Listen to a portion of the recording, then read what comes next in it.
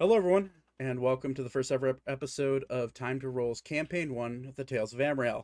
I'm your host and DM, Zach Browning, and today I am joined by a few of my friends and fellow D&D nerds to present to you a world full of adventure, mystery, and inevitable weather issues.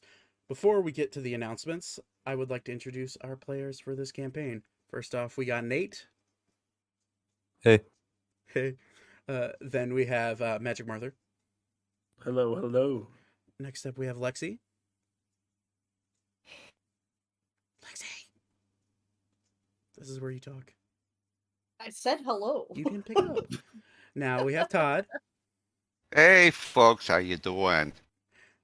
Now we have Austin. Hello. And then we got Mr. Bingo. Hello, hello. And unfortunately, not at the table today are the amazing Mousy Karina and Tiny Squirtle. They and their characters will be joining us in the next episode, hopefully. They had some schedule conflicts.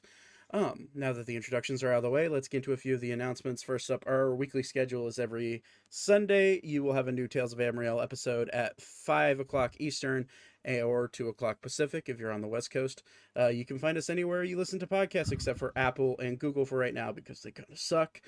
We also upload a live recorded version with character and battle map visuals on our YouTube channel, and we will be hopefully having that up on Twitch soon. Next up, we will be doing a live recording over on Twitch and YouTube on Sunday, June 26th. Don't miss out on seeing what it's like to record and stream live D&D. With those two announcements out of the way, let's get right into the first ever episode of the Tales of Ammriel. Over a millennia ago, the world became boring for the Founder Gods. With every act of creation, an act of destruction followed. They became enamored with the idea of playing with the lives of those they created, and that infatuation would seed chaos and destruction. The gods would send their destroyers in the form of titans and dragons, beings larger than mountains and with the destructive force of 1,000 hurricanes. The inhabitants of Ammriel wouldn't stand a chance. These destroyers would cause a calamity-like event called the Fracture. Seas would split, continents broke apart, weather changes became drastic, and land masses took to the mana-filled sky. Millions of people dying in an instant, and marvelous cities being turned to dust. The creator gods were too eager to destroy their world and build anew. As insightful as they thought they were, they failed to notice a group of creatures that were no larger than a butterfly, the fairies. These fairies wielded magic bestowed upon them by Ilona, the goddess of nature and one of the lesser gods. That would bring this calamitous event to a screeching halt. With the ability to calm the emotions and sway the hearts of the destroyers, the Fey Folk ended the fracture. With the Fey Folk acting as a buffer for humanity, the last 790 years, the world was rebuilt and civilization has begun anew. They of course had their fair share of trials to overcome, such as a power struggle for land and resources, multiple wars, and just overall infighting. Also, with over half of the population dead, and most of the landmass changed, the people of Ammriel were forced to rebuild in a quiet anger. That anger can still be heard to this day. Today, however, it is the year 792 PF, post-fracture for those unacquainted. We begin our story. The story takes place in the largest and oldest city in the world, primarily and luckily untouched by the fracture and the endless wars that took place after the event. The capital city of Sylvania, Artemis, is buzzing with excitement as the head librarian of the Royal Library has issued a quest that requires the strength of those that are willing to put their lives on the line. And that is where we come into our first scene. In a small wayward bar, tavern if you would, there's a little bit of commotion about this current job that has been placed all over the city, and there are a few that may be willing to take on this quest because in the past there have been a few of these quests posted by the head librarian, and most of them have ended in failure. But one of those people is a relatively outgoing individual who's just now making their way to the Royal Library where the meeting point was set by the head librarian. Magic, if you'd like to describe your character, please. I am playing Zane Rona, a rather charming-looking tiefling artificer, long red hair, sort of ram-like horns, very dark blue complexion, and red demonic eyes. And he is pretty new to the city still, coming from Ebrax. Okay.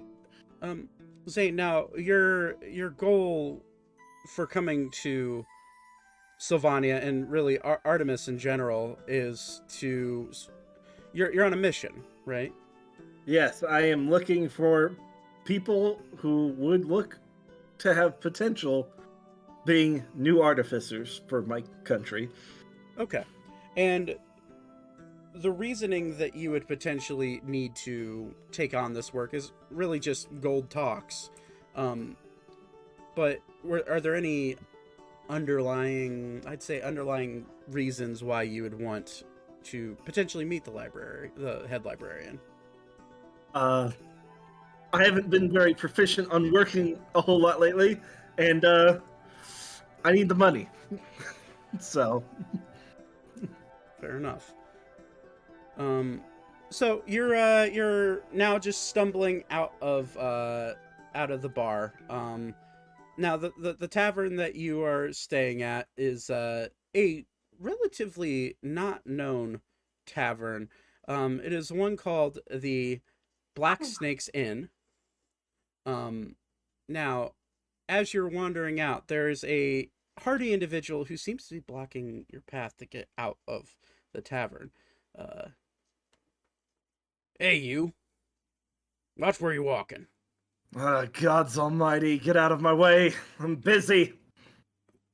First roll the campaign. Make a persuasion check for me. Now, the person you see in front of you is this large orc man, probably about 7 foot tall, pale complexion, definitely much larger than you.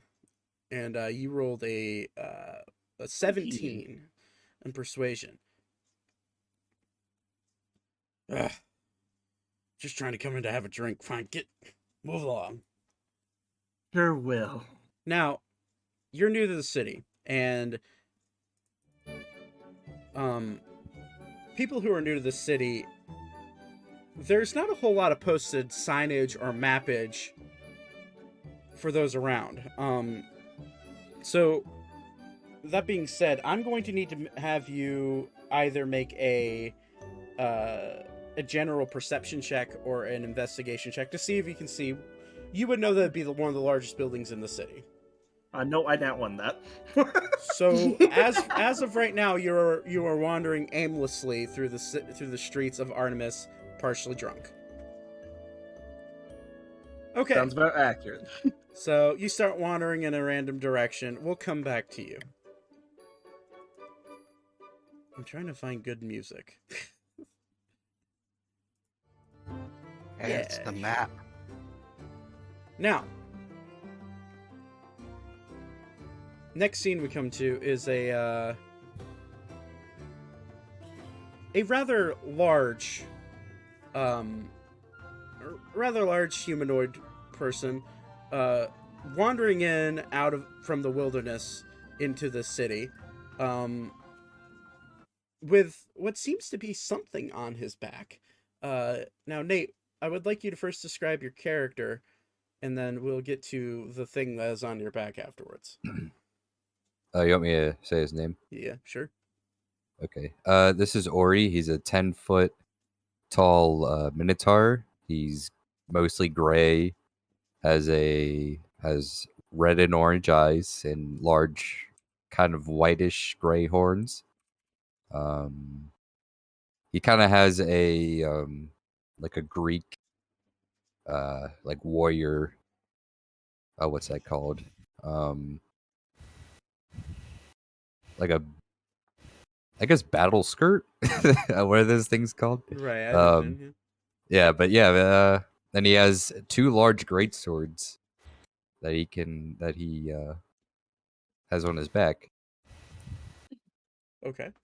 And They're called turges, I believe. Turges, yes. Okay, and then Lexi, would you like to describe your character? Um, Elara is a 2-foot tall baby goblin. She's only 4 years old. Red, very red looking, piercing yellow eyes, and unfortunately, there's not much going on behind those little eyes. She's not very intelligent, and she's got her cute little froggy friend on top of her head that doesn't ever really go away, but pops out of her hair sometimes. Okay. So as you two are wandering into this city, both of you haven't.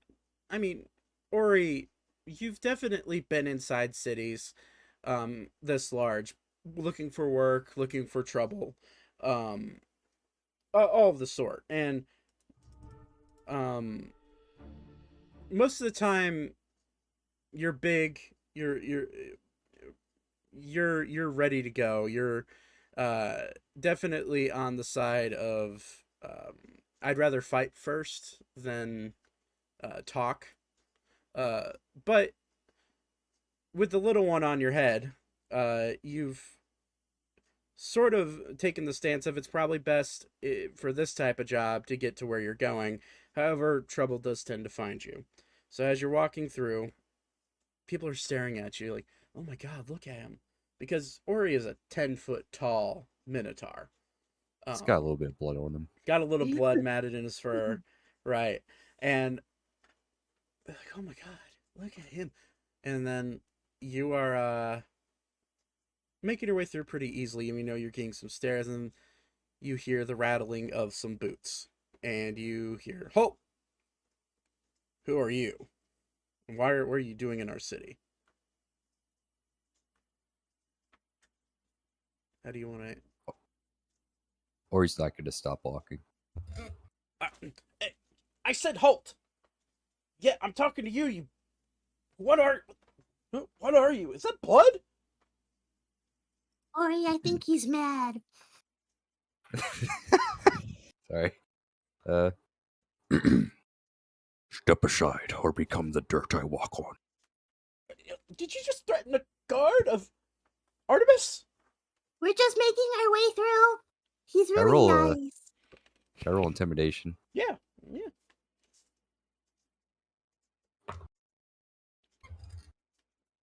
That is a nice. Rolled a 16, so that's a 22.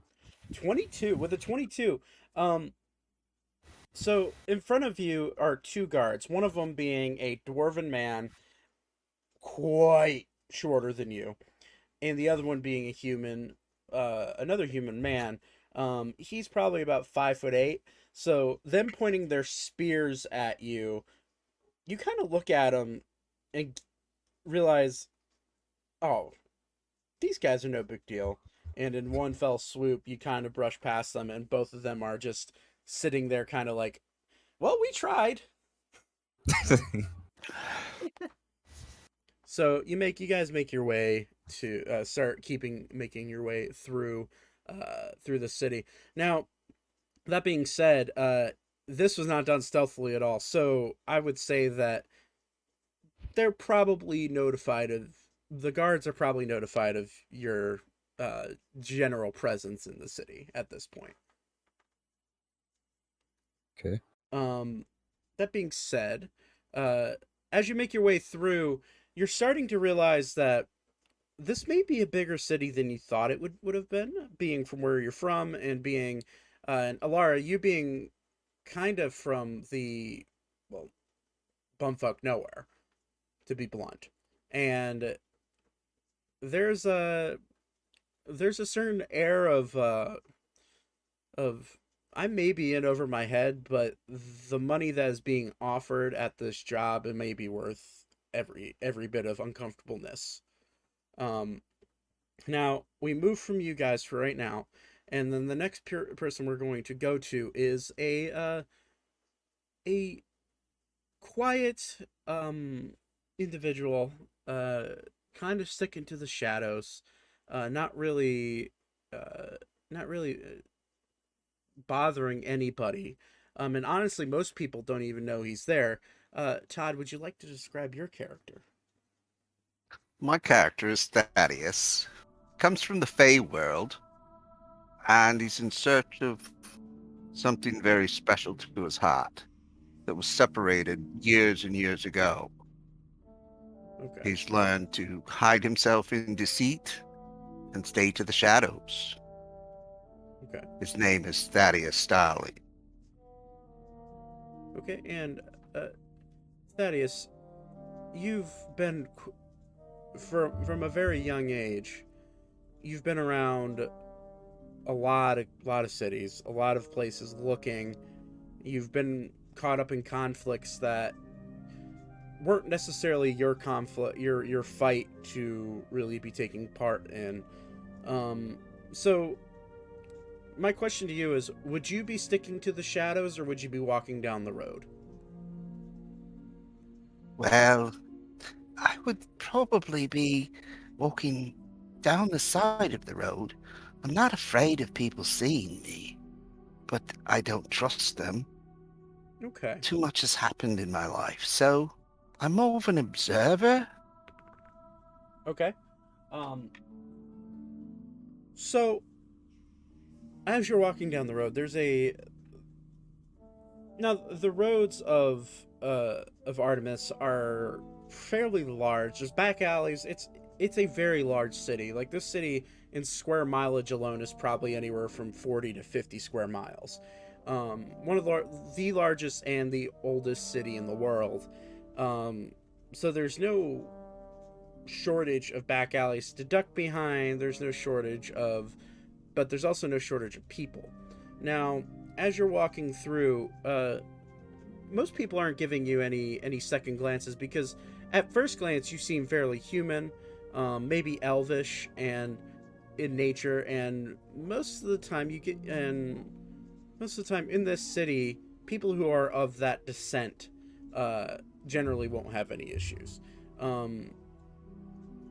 Now, as you're walking through, there's a group of individuals who are almost blocking the road, not blatantly blocking the road, but there's a good portion of them. How do you want to get around them? Well, I think I'll just approach them to the right side and attempt to step around them and just say, "Excuse me, please. I'd like to pass." They don't even notice you. However, they're so carrying on in whatever they're doing, getting past them is going to be a feat. Now, you could either try to roll I would say, in order to get their attention, you could either roll a performance check or or if you want to try to touch them, you could do like a dexterity check or even a strength check to shove them. It's really up to you. What would you want to do? Well, actually, I'd like to find the one that's the largest, Okay. and I'm going to use a special ability. Okay. I'm going to send him a message to his head so he hears a little voice. Okay. And the largest one that you would see is he's about 6'8". He's a half orcish man, half elven, half orc. He seems to be holding a short sword in his right hand, waving it above his head, and he has a tankard full of some sort of booze in his left hand. So what do you want your message to be? You have 25 words. My message to him will be the sound of an official voice Okay. that says, "There is a dragon at the east wall. We need all of you to report." What? Who's that funny man speaking in my head? Who are you? There's a dragon at the east wall. You're... All We got 2 more words. report. Dragon? Everybody knows dragons don't exist. Serves you right, funny man in my head. Roll a persuasion check for me. With advantage or without? With advantage, I'd say. Because you're using your spell. But he's pretty dense, so even with persuasion, we'll see. 13. Well, I don't know. Dragon? Doesn't really work on him. He's carrying on whatever business he has. You're now getting the sense that these people, there's probably about 8 or 9 of them, they're partying in the streets for some reason. Is there a roof that I can jump up onto, or? Yeah. This is a very large city, so there's roofs all over the place, buildings everywhere the eye can see. I'm just going to use some of my parkour and just use the building to get around them. All right, I'd like you to roll an acrobatics check, please.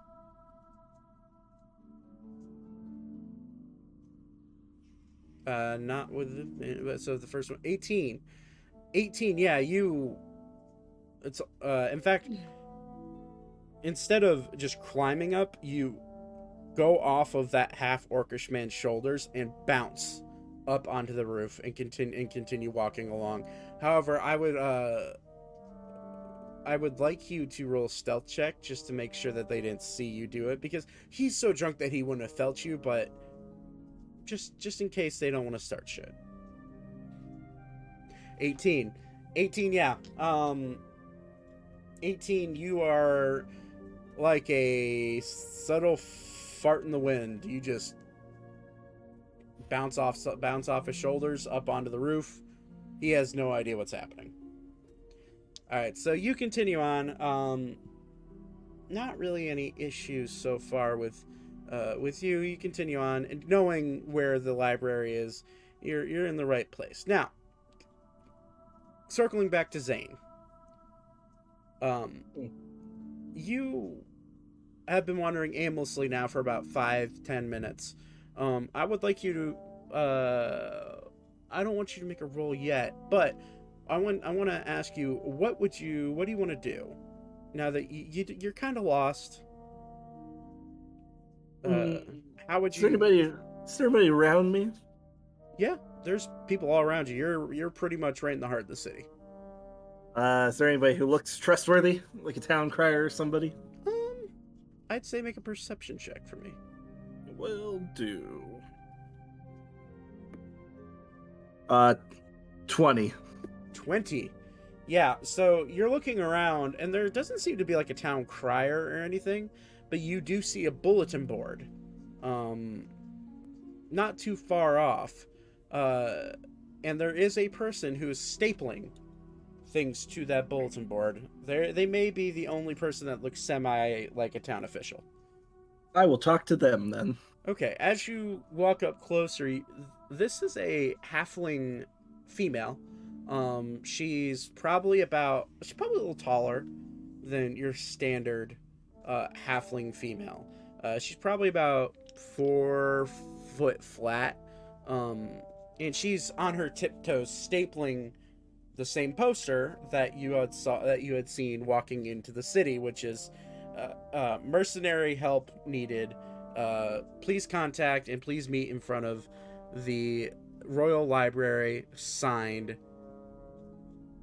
Head Librarian Leon. Excuse me, miss. Yeah? What? Hello? How can I help you? Sorry. Which way is the Royal Library from here? The Royal Library. Oh, I see you want... Are you trying to do this task? I pity you.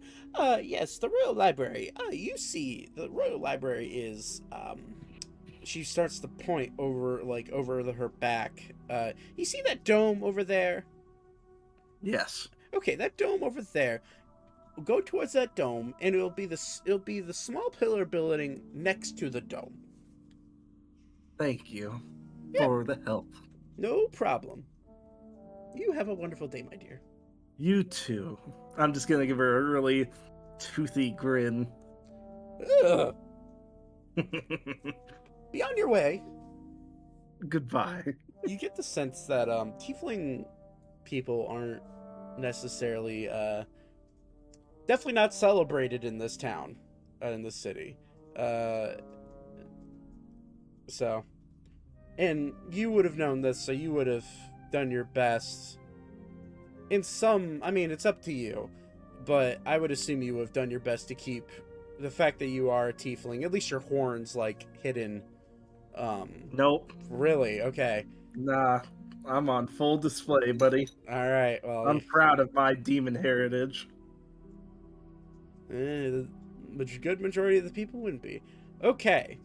So, that it brings us to a street performer. Next, this street performer is on the corner near the Royal Library. Seems to be in a riveting, maybe a riveting story of some sort. But at first glance, it's kind of hard to tell what they are saying. Austin, would you like to describe your character, please? Beep is a tabaxi bard who has lost all ability to speak due to a trauma in the past. However, he can only say one word: beep. Amazing. So, you're in the middle of performance. How would you describe your performance, and how would you act out your performance? So right now, Beep is playing a sort of string of notes, all in a very harmonious melody. It's very calm and quaint and enjoyable. That's not the right And all at the same time, he is using prestidigitation. Okay.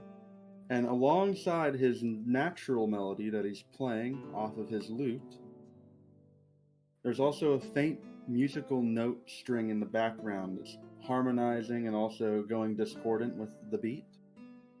Okay. And it's playing this sort of riveting tune to all the people nearby who are listening or watching or just passing. Okay. And so he's not speaking, just kind of playing along, having a nice ballad. Now, I'd like you to make a performance check for me, please. All right.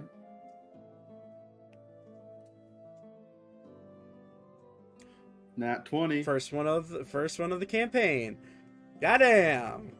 Yeah, so you're killing it right now, dude. You're like just strumming along, having a great time. People are thoroughly enjoying your performance. Where are my? You know what? We'll roll in. We'll roll in roll 20 for this. It's 46. That is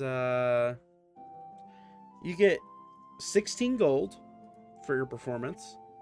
Alright. I'm gonna say 20 silver and Okay. 18 copper. All right. So for your performance so far, you're just strumming along. Would you be aware of this job listing in town, or would you even I really would be. care? I would be. Okay, so you knowing that this is what's coming up, you decided to in effort to make it an extra couple of coin, you've set up near where the meeting place is, and you are strumming along. A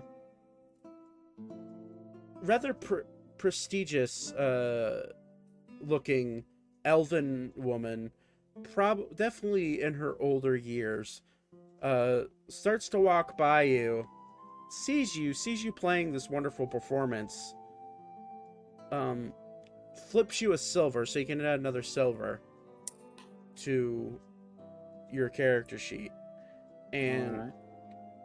she goes, "Your playing is wonderful, but I do kindly ask that your next performance not be in front of the Capitol building in the Royal Library. We have a image to uphold here in this city, and people Well, people who like you should probably be a little bit farther away. I calmly stop my playing and I persuasively beep right at her. Roll a persuasion check. Oh my god. It's a 22. Jesus Christ. So with the 22, she looks at you. Okay, I don't understand, but uh, okay, and she just walks away. Oh, excuse me. All right, so we God damn it. We come away from you and we go back to Ori and Alara. You guys have made your way pretty much all the way through the city. You kind of know where you're going. Ori more obviously than Alara. For the sakes of shits and giggles, Alara, I'd like you to roll a dexterity check to see if you can stay on Ori's shoulders, because he is such a lumbering, large individual that one footstep feels like a freaking mountain moving. 16. Yeah, you've been riding on his shoulders for a while now, and you've gotten the hang of it, and that's for sure. And I would say that you wouldn't really have any issues, but for shits and giggles and for the sake of that, I might have you roll that every once in a while just to see if you fall off. I'm down for that. That's cool. She's not gonna hurt much of her head. So. I'll catch you. It's a 10-foot fall, so technically it's a 1d6 falling damage if you fall off your shoulders. That's awesome. So, you know, evil DM brain. Anywho, so you guys make your way through. I would like you guys to make a investigation check. You can do it combined, to see if you know where you're going, because you two have never really been in this. You've never been in this city, but you know your way around how normal cities work, and generally you go to the biggest building. But I just want to see if you guys can make that. Oh god, that's my intelligence. Yeah, that's a investigation. Wow, you still rolled great with a -1. That's damn. Can I roll survival for instead? Yeah, that's it. Okay, thanks. Yeah, it's like a homing beacon almost, like naturally knowing type of deal. Yeah, sure. Unnatural 20. A natural 20 or an unnatural? Unnatural. Dirty 20. Okay.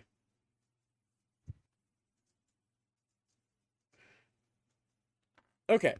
So, as you guys are making your way through, you see this columning, you see all sorts of columning, large marble laid buildings. These buildings have been untouched for centuries. And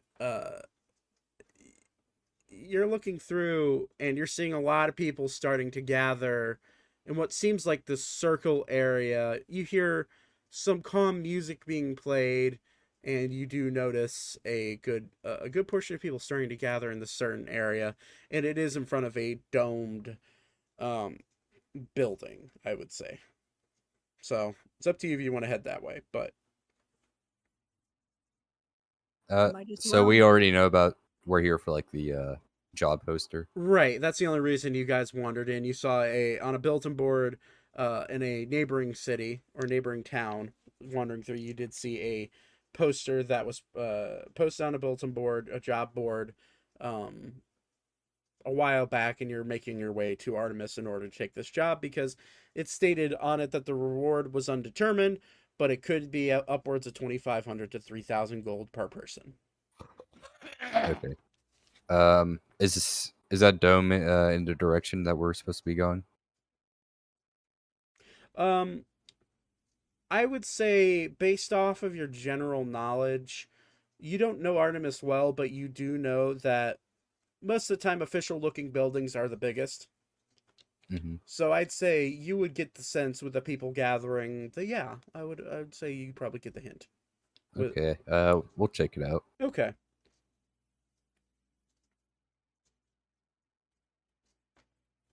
Okay. So you head that way and you come up to a circle of people that are surrounding a not the same the music is coming from what seems to be a cat-like person strumming on his lute, playing a nice melody. They're surrounding him, giving him some gold, and then you also have another group of people, um, being surrounding the circle where there's a fountain, um, uh, a fountain in the middle. To your left, there are some food stalls. Um, this definitely seems like it could be the right place. Um, that being said, uh, Thaddeus, as you make your way onto the roof, you do see this from the top, and um, you would be coming from the uh, you'd be coming from the roof, probably closest to the the music being played. Now, what did you want to do? I think I'm just going to slowly slip down and listen to some music, Okay, and just watching the crowd. okay. I hope I don't stumble. Okay, jumping down, I'd say make another acrobatics check for me, please.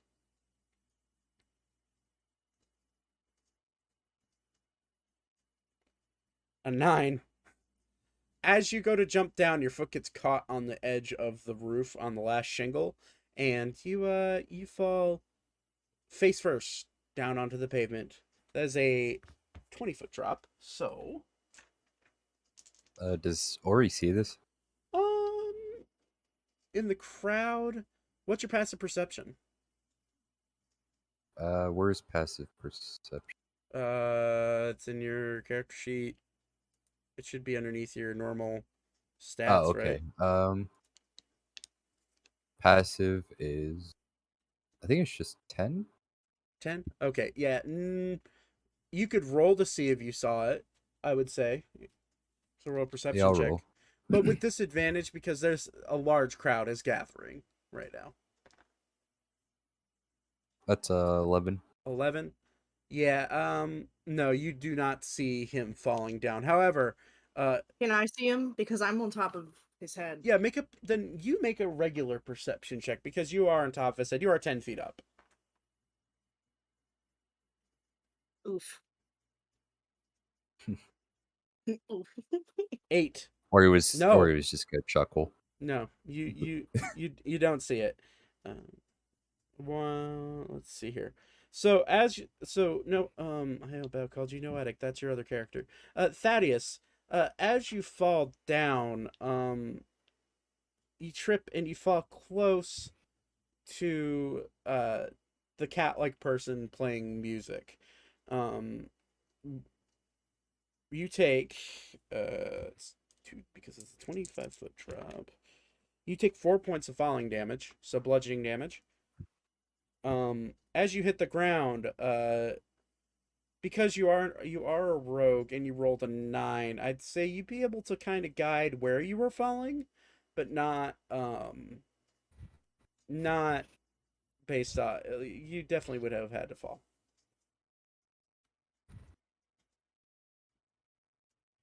So, did you want to do anything? So you hit the ground. What do you want to do now? Oh, Lord, I fell. I'm sorry. Did I disrupt your performance? What do you say, Beep?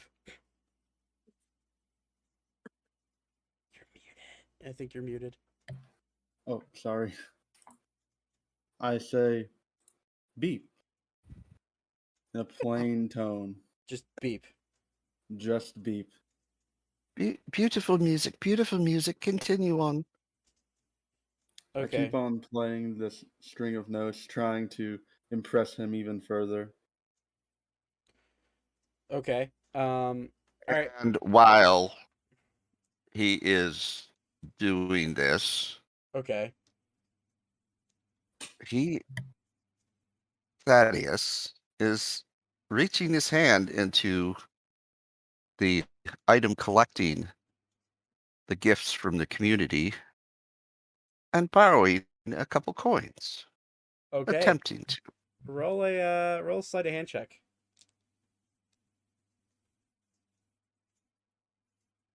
Where's 26. Damn. Okay, so with the 26, the only way that this doesn't fail is I would like Beep to roll a perception check with disadvantage. And if you beat it with disadvantage, because you're in the middle of performance, we'll see. 20 now. So as you with a 26, as you fall down, you go to get up, you reach into, what would you say would be collecting the money, Beep? It would be like a little pouch, A like like a rucksack or something. Okay, so kind of like a little coin purse type of Yeah. deal. Okay, so as you Thaddeus, as you go to stand up, you kind of reach down to like brace yourself up, and you reach in, and you are able to get 6 gold coins and 4 silver. So go ahead and mark that off of your coin sheet, Beep, and I got it. add 6 gold and 4 silver to yours, Thaddeus. Now, while all of this is happening, I'm sorry. I'm sorry for bothering you, sir. Here's a gold coin. oh my god, That Yeah. I stole. add 1 more gold coin to your character sheet. That's funny. I thankfully nod my head with a beep as I keep playing. So, as all of this is happening, we go to another person. They're currently on the side in their own area. Seems to be serving food. Bingo, would you like to describe your character? I would love to. So you see a relatively tall, youngish-looking lizard person, yellow lizard-like eyes, kind of dusty, muted colors. He seems to be a little out of place in that he's wearing robes that you would expect to see somebody on a out of the desert, basically, complete with a turban on his head, and you see on his back is a spear, and kind of spread out around him, not like he has a cart or anything. He literally just has sticks with hunks of meat of various questionable origins,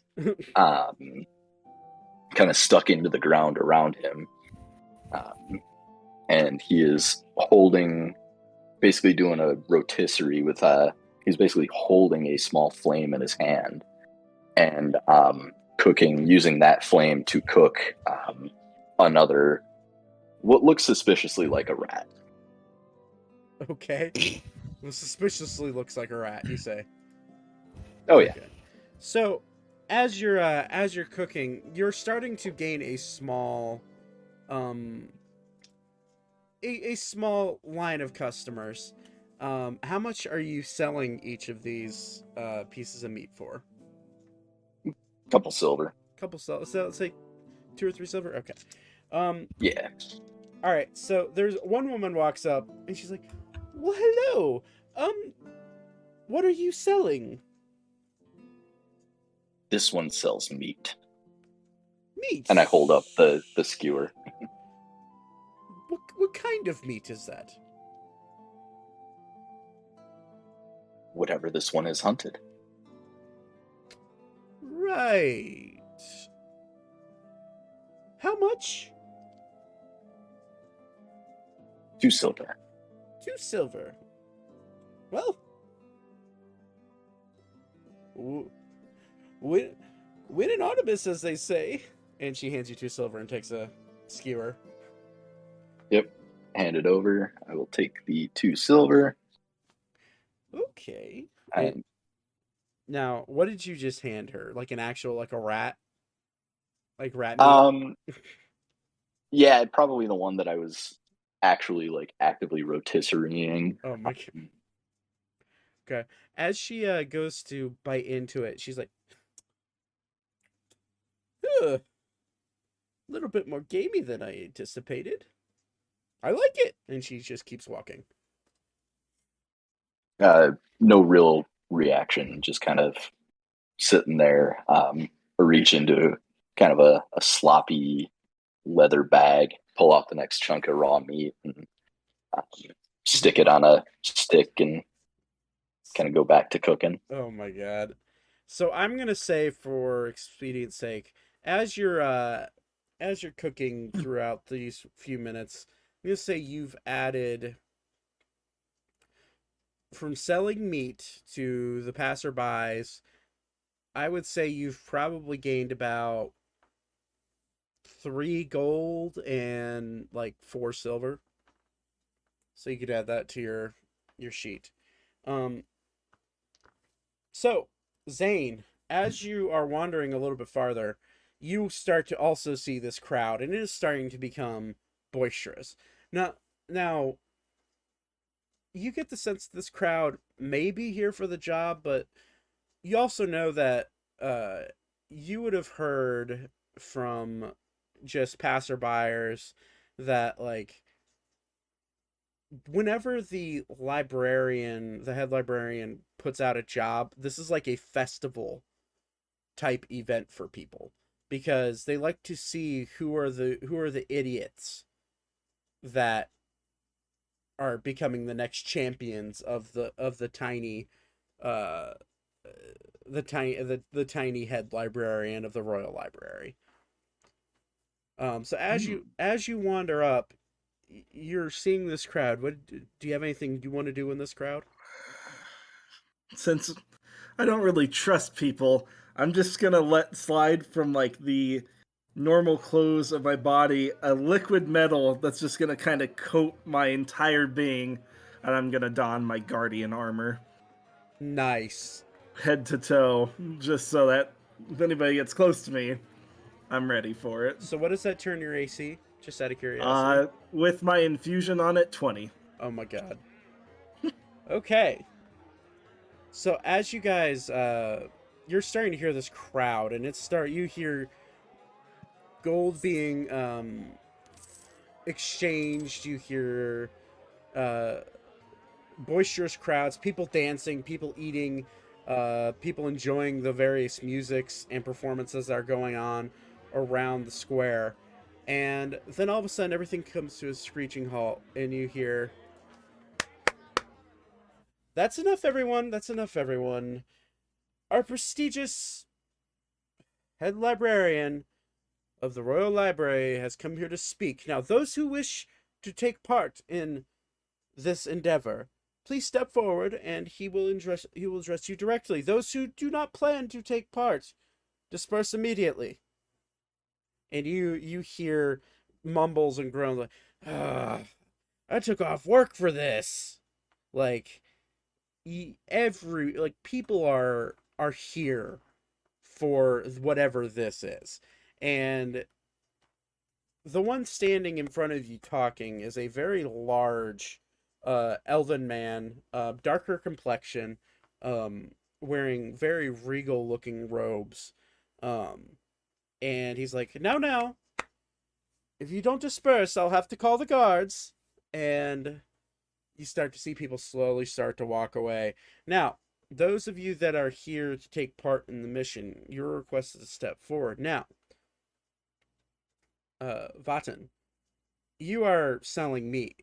Do you have any idea of why this is what's going on? You're just here to sell meat. I'm just here to sell meat. I have no idea what's going on, but I think I'm also a little slow to clear out. So, Okay. not really making an effort to clear out. Okay. Um. So as you, what does everyone else want to do? Do you want to stay in the background, or would you like to step forward? I would be pressing forward. Okay. Same. I think we Is should press forward. is Beep still in the same place? Beep has No. been. I mean, that's up to him. At this point, Beep has gotten up because of the head librarian and has entered into the sort of lineup. Okay. He's moved forward. So Ori's going to walk forward then. okay. So standing in front of you are, for the first time, this this group of individuals are starting to line up. Now next to you are quite a few other individuals that are there. Some of them looking like mercenaries, some of them looking not like mercenaries, some of them looking like merchants, and they're all lining up to be, take part in whatever this job may be. Now, as you guys make your way up, you see this tall elven-like man looking down at you. He's like, "Very well, we do have quite a lot this time. Now, before I bring out the head librarian, he has requested me to narrow down the applicants. Now, for those of you that are here simply to potentially gain favor with the head librarian, I ask you to leave now because he has no interest in that. Now, for those of you who are here to get a job done, I implore you to stay. That being said, if you choose to stay regardless of my warnings, just know that most of these jobs take it between you and me before he hears this stuff. Most of these jobs don't end well, and that's why, for those who are unacquainted, most of these end up going wrong. And these people want to see the poor idiots who take on these requests.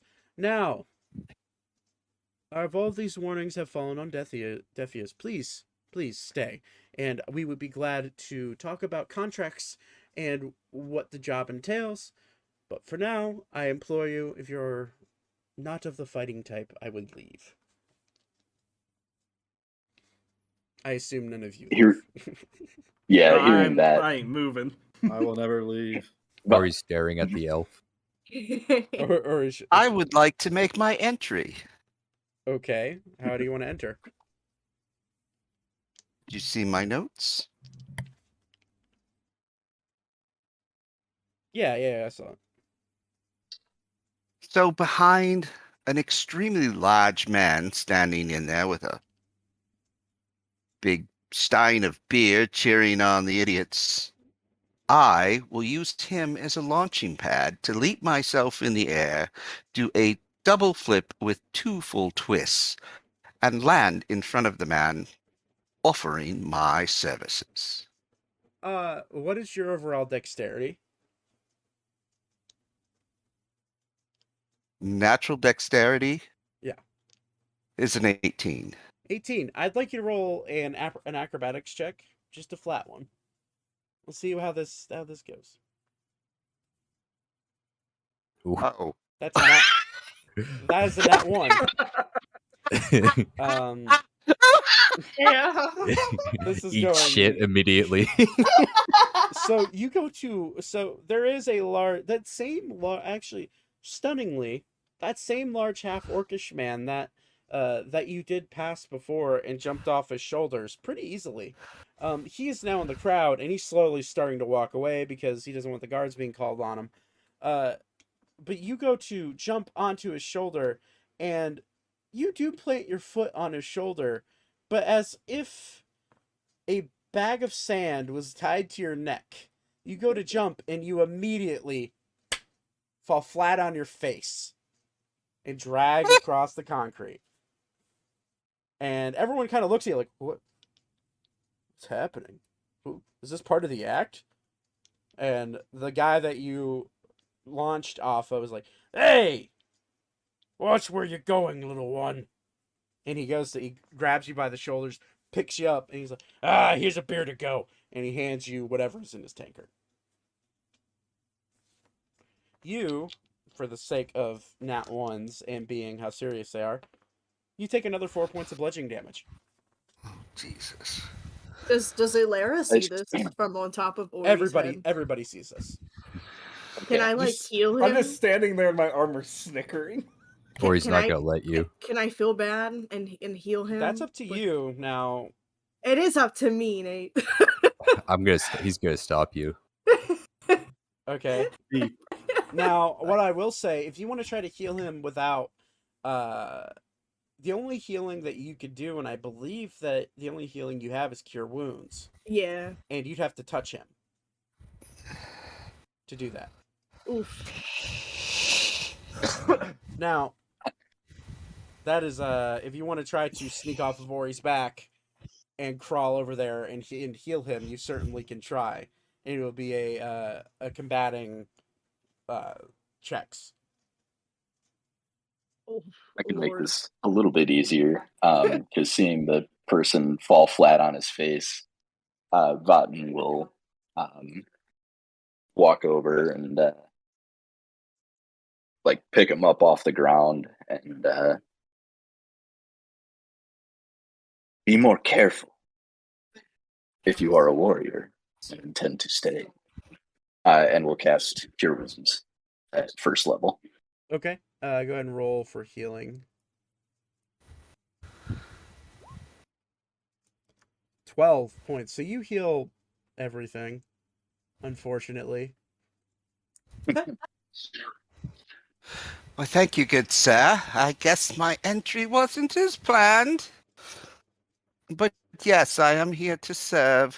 And let me just say, that is not an example of what I normally do. So Vatten just stares back, doesn't say anything. Here's a silver, young man. Thank you. Add a silver to your character sheet, bingo. Yep. He's making bank. Yeah, he's over here selling meat and saving people. All right. So, Thaddeus, as you stand up and you've gotten your scrapes healed, your boo-boos tended to, and more of a hurt ego than anything. You what do you want to do? Do you want to try to? I mean, you could try to make your entrance again if you want. Yeah, I'm going to attempt another one. Are you? Oh God. Okay. Let's go. With everyone watching, Yay! that is what you needed to roll. I made the DC incredibly hard because you failed the first time and everyone was watching you. And in fact, while this was happening, it was like, again, do it again. Yes, crowd, I will do it again. So you rolled a 20. That is what you needed. That was the DC to make this happen. So yeah, explain how what your now retried entrance is like. And so, with the winds to his back, the man who just healed him, he places his hand upon his shoulder, lifts himself up, uses his shoulder with his right foot, leaps himself into the air, does 2 complete backflips with 2 double twists, landing gently on his feet into a bow in front of the gentleman that called the group together. And, sir, now I am at your service. Well, if that's how long it would take you to be at my service, I wouldn't hire you, but it's not my job. So, anywho, let me introduce you to, as well as everyone here. That's the first question before I introduce anybody. I believe everyone is here, but let's see. 1, 2, 3, 4, 5, 6. And then there's those other 2 that we've already hired. Okay, we need. Well, I'm going to say we are only taking 6. It seems to be 13 of you here. And as you guys look around, there are 7 more people than the ones here at the table, quote unquote. That one of them is a fellow lizard folk man, donned in leather armor, has a scimitar strapped to his back. He has a long mohawk with like the mohawk going into a kind of like a braided ponytail in the back. So he has like spiky hair, and then the last spike is like a braided like ponytail. Um, and then you have 3 halflings that are all buzz-cutted young men, all wearing chainmail. You have a fellow Minotaur, Ori, that is slightly shorter than you are. And their gender is, you can't really tell. They are wearing no armor except for a breastplate, and their horns are scratched and chipped, and one of them is actually like you can see like a crack running down through it.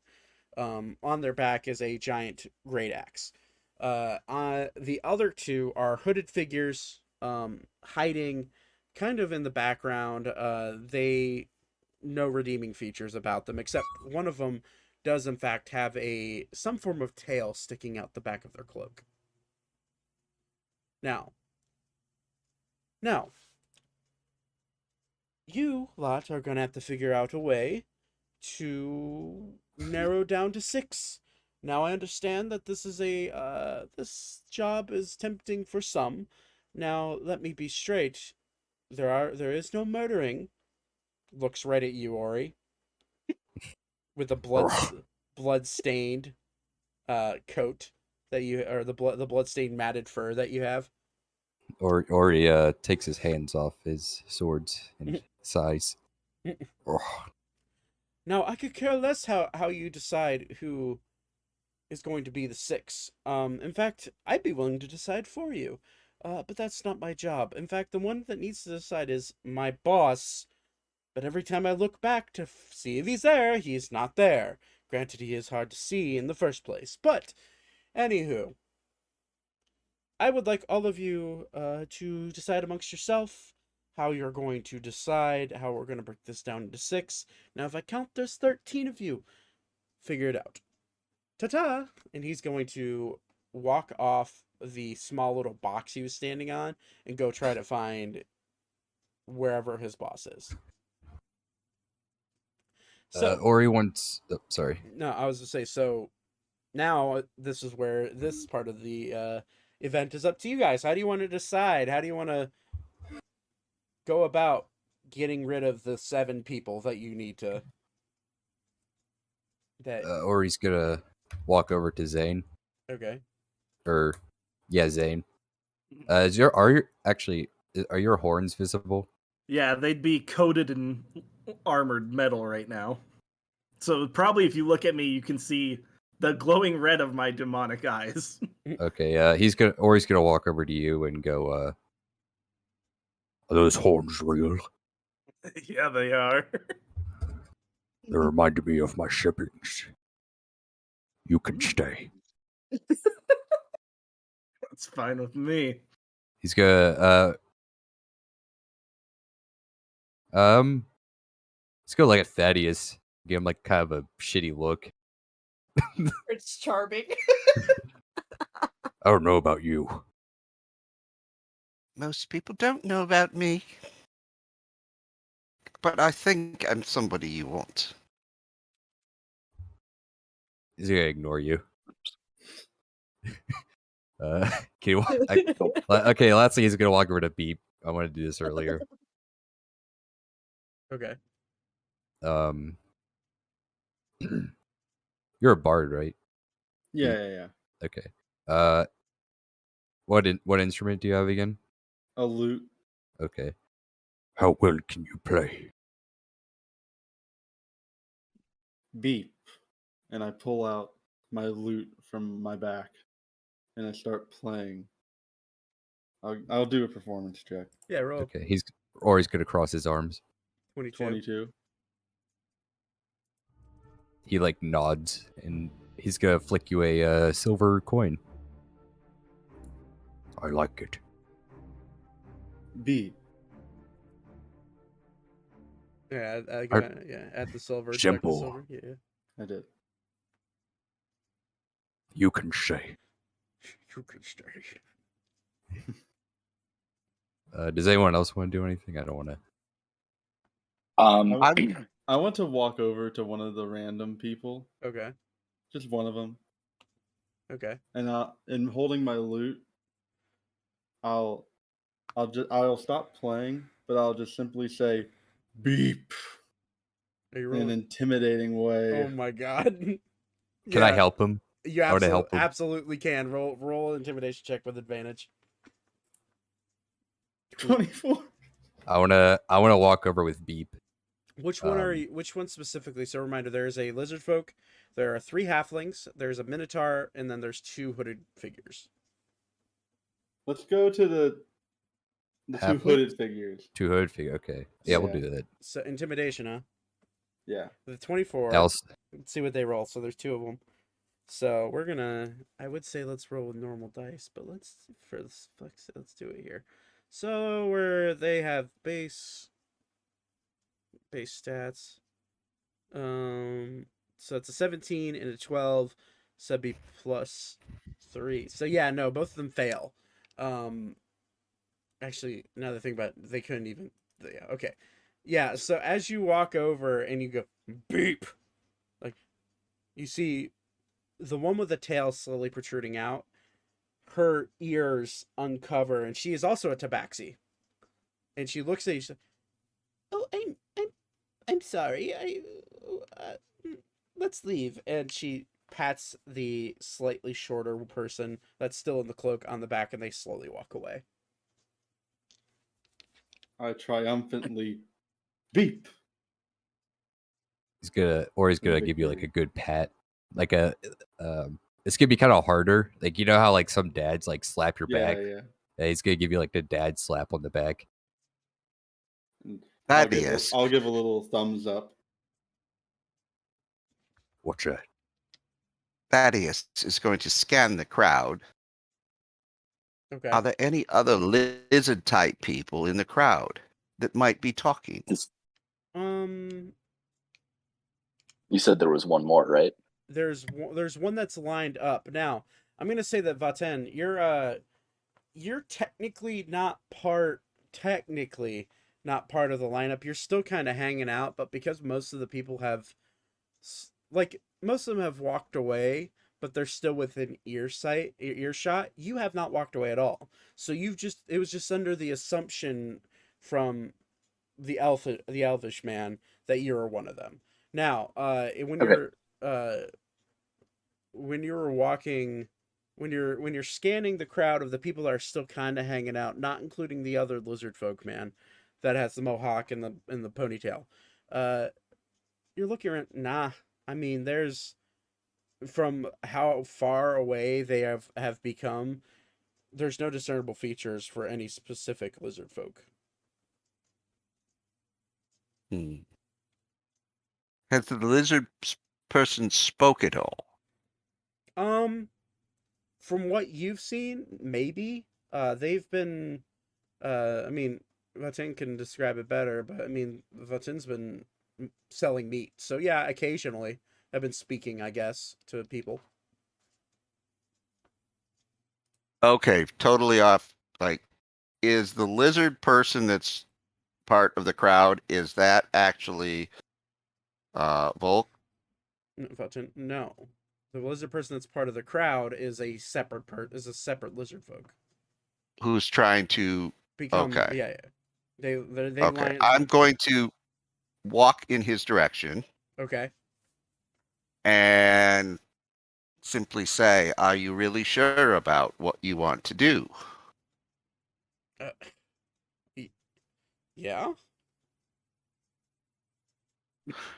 What do you mean? And do you have a wife?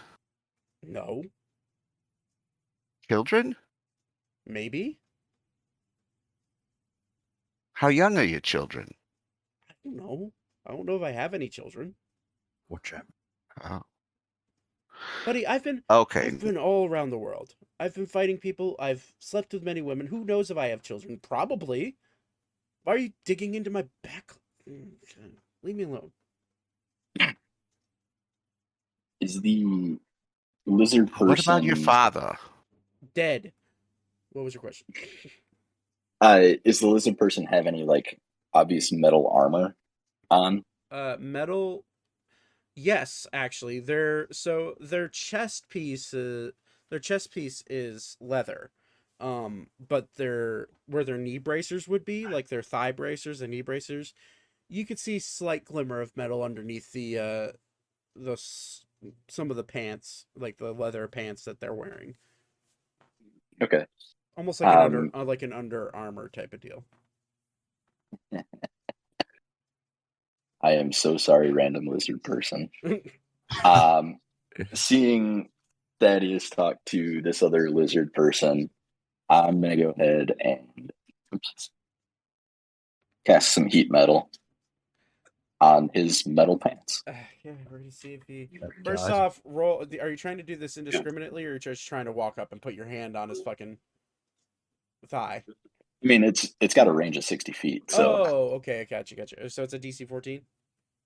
Yep. Okay, we're gonna see. He has a +1 for Constitution.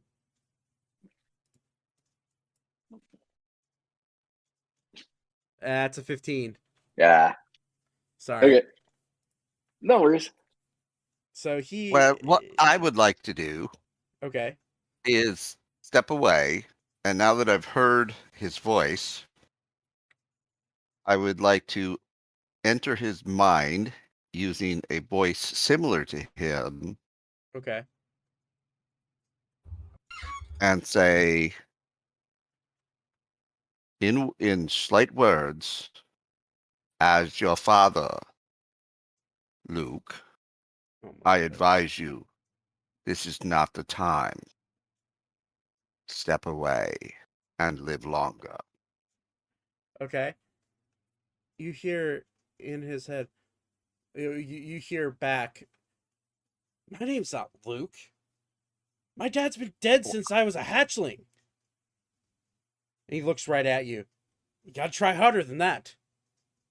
I'm just gonna look over and see this happening, and I'm gonna cast Thaumaturgy. Okay. And in Infernal, I'm going to say, "Leave or die," to him. So Just it's bling going to his sound body. horrific. Like, so how thaumaturgy? Yes, I works can again? use it as ominous whispers. Is Oh the my god. Okay, yeah. So type of thing behind him. I would say roll a intimidation check. Oh with- lord. And for him, because of lizard folk, where he is from, with advantage. With advantage. I don't. This might be bad. If this doesn't, 14. if this doesn't work, I have an idea. We'll see if he beats it.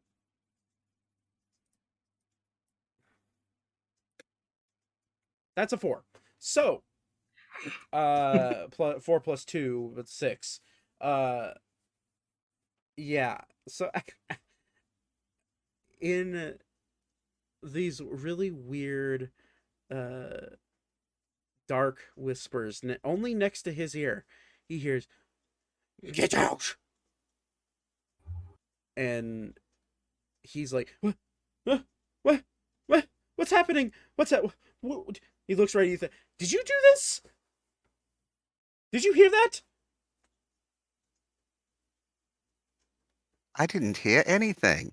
You seem to hear a lot.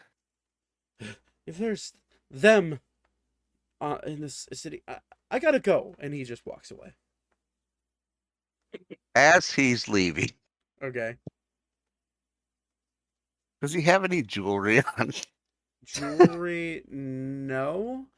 Like a trinket? No, well he does have a belt on. And he does have a small coin purse, but that's about it. Yeah, I'm gonna go for the coin purse. Roll a sleight of hand check, please. Oh, this was stupid. No, it wasn't. Ooh. 18. We'll see if he notices. With disadvantage for him because he is thoroughly freaked out. I meant to roll with disadvantage. That's a 3. Doesn't matter. We'll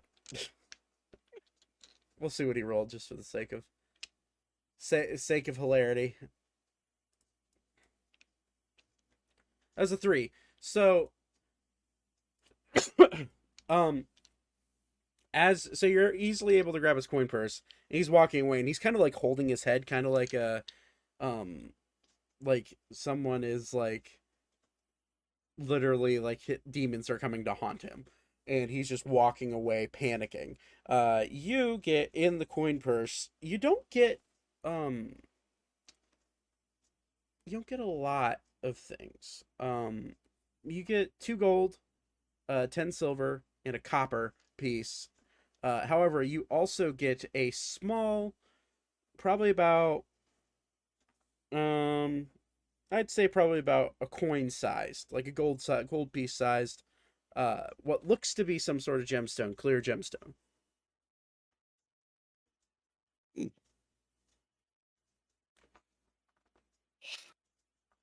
While he's walking away, Mm-hmm. excuse me, sir. Thank you for your troubles, and I'm going to toss him 2 silver coins. And he's gonna look at it, he's like, he grabs it, and he goes to reach down and put him in his coin purse. And he's like, wait, oh, god damn. First there's demons here, and now there's thieves! And he just starts walking away briskly with the 2 silver in hand. And he's gone. So, you have successfully gotten rid of 3 of them. Or you want to get rid of the 4th? The 4. You got the Minotaur and the 3 halflings. I'll do another 2 thaumaturgies of get out and ominous whispers to the halflings. Okay. I don't like that music. Alright, so roll an intimidation check for both of them. Alright, we've got 1 and 2. See if they beat the 1 and the 2.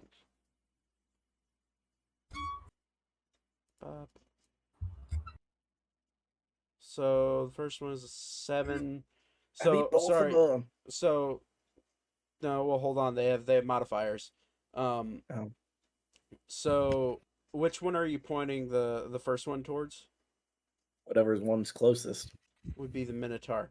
So the Minotaur. Oh no, I'm aiming for the halflings. Oh, you're aiming for the halflings. So 2 of the halflings. Okay, yep. So the halflings have a +4. Fuck.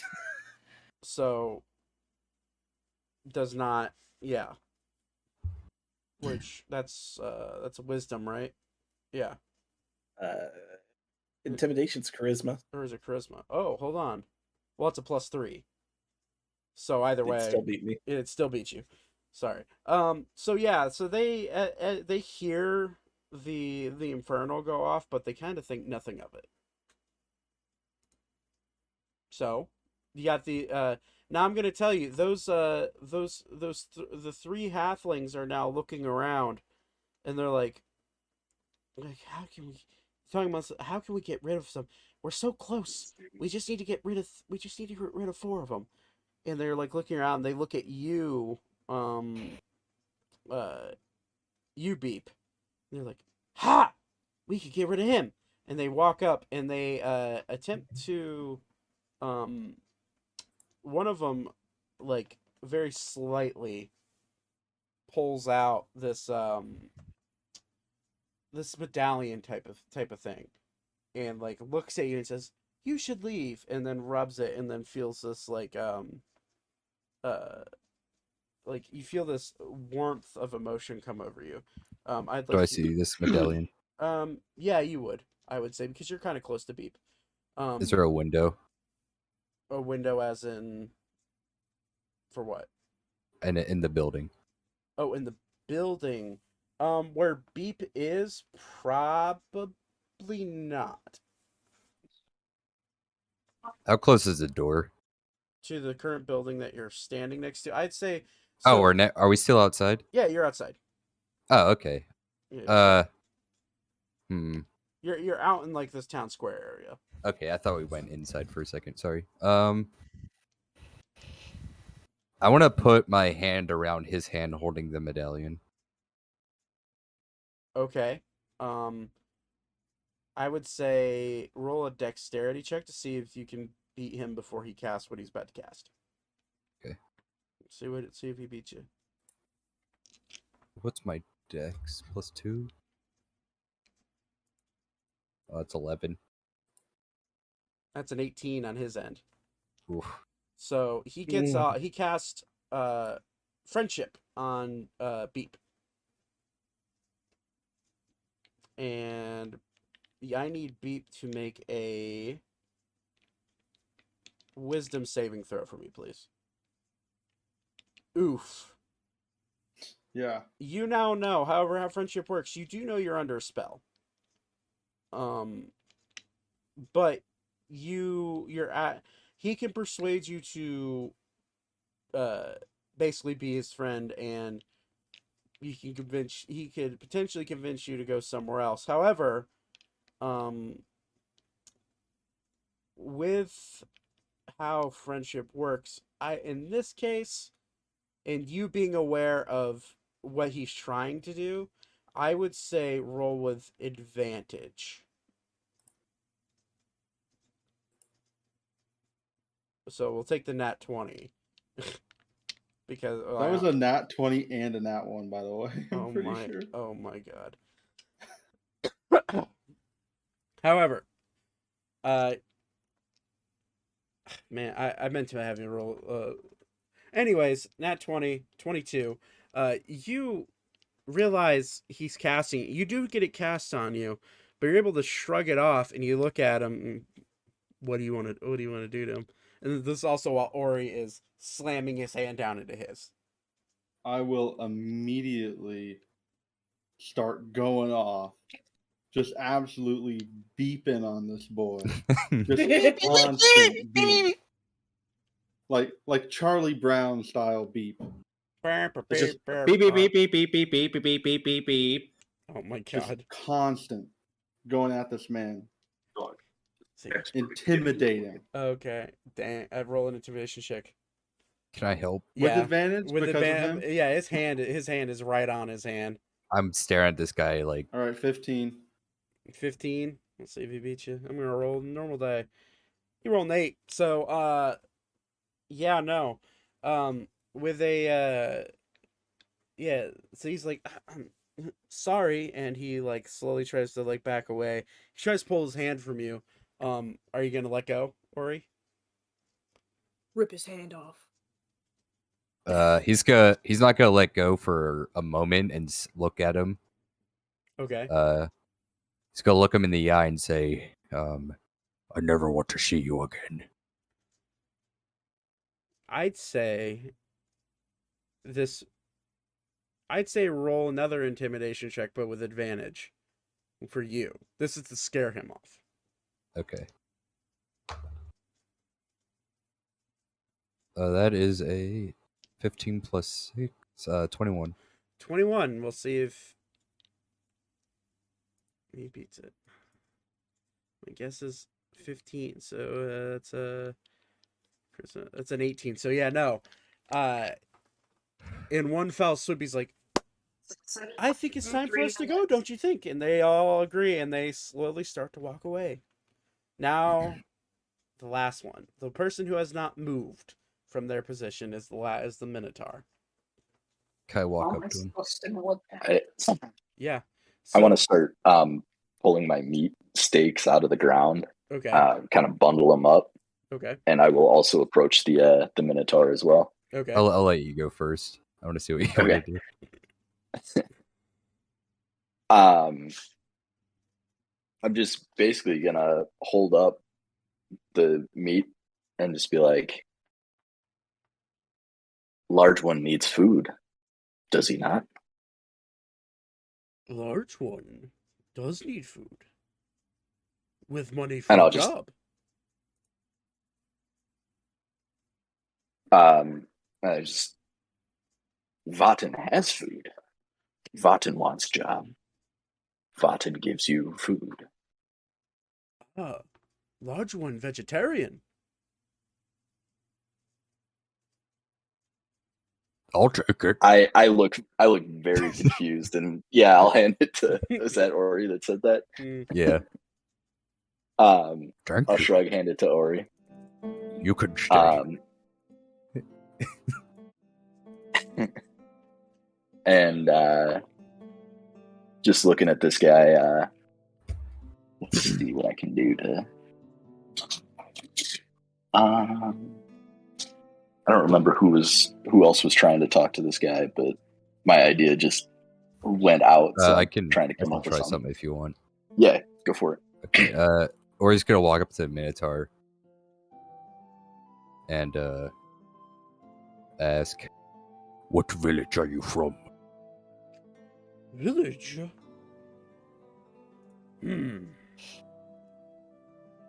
If I told you, would you kill me? Big guy? Well,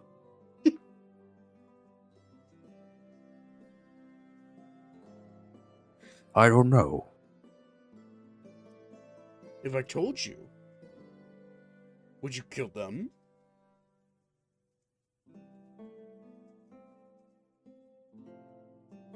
I don't know about the little one, and he points to Thaddeus. Oh, but everyone else is alright. okay. Well, I'm from Oxbrook, which is in Valencia. But, where are you from? What was the village called again? You're from Cumlots Okay. Sorry. in Astrium. Okay. Cumlots. Cumlots, you say? Never heard of it. Not surprised. What is your profession? He grabs the great axe and like brings it up and then slams it back down. You know, probably the same as you. I see. He's gonna take Laura and set her down, Okay. and And he's gonna stare at Alara on the ground. Alara's just gonna get like angry. She's just like, What are you looking at? It talks. Or he's gonna draw his swords. Okay. Fight to me. Can I walk over while this is happening and just kind of like tap the little one in the shoulder, like the smaller Minotaur, with my Thunder Gauntlet? You absolutely can. Roll for, I'm going to. roll for Wait, an what are you attack. doing? Wait, are you? God, if I can, that's What not are you? gonna happen. Are you swinging? I am. Yep, I'm gonna walk over and just swing. Can I stop that? You with the 8, he missed anyways. Oh, Yep. he missed. Oh, never mind. It Or was he's like gonna a look- love tap. Or he's gonna look at you with a little, like a tad, like a dash of disrespect. Stay out of this. Fight Fine. you want, and a fight you're going to get. And Alara's just gonna stop and like look at everything and looks at Ori and goes, I've seen this before. and then looks at the little one. She's like, You should probably just go home.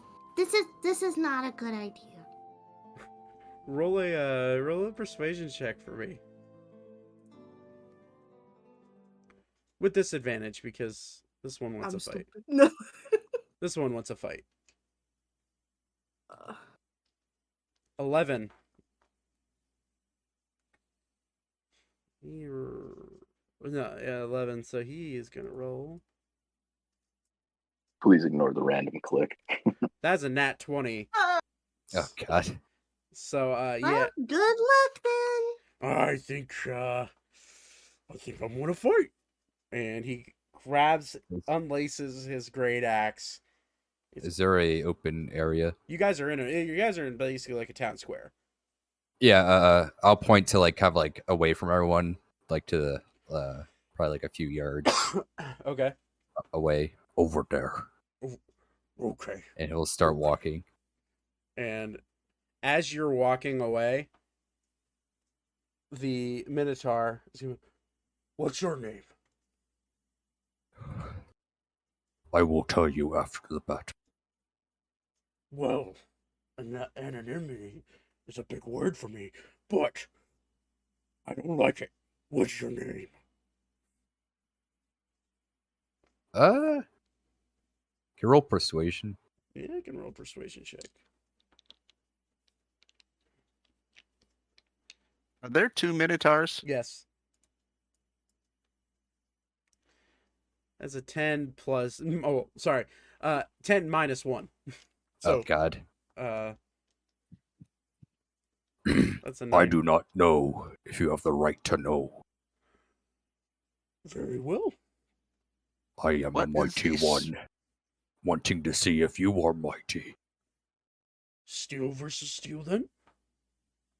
Yes. All right. I'm gonna say just for Nate, roll initiative. What's my initiative? 2? Okay. First initiative roll of the everything. I rolled a 19 plus 6, so that's 25. I'm not beating that. 15. So yeah. Okay, so this male, now you understand, male Minotaur, probably about Mhm. 9.5 feet tall, so like 6 inches shorter than you, but just as hefty.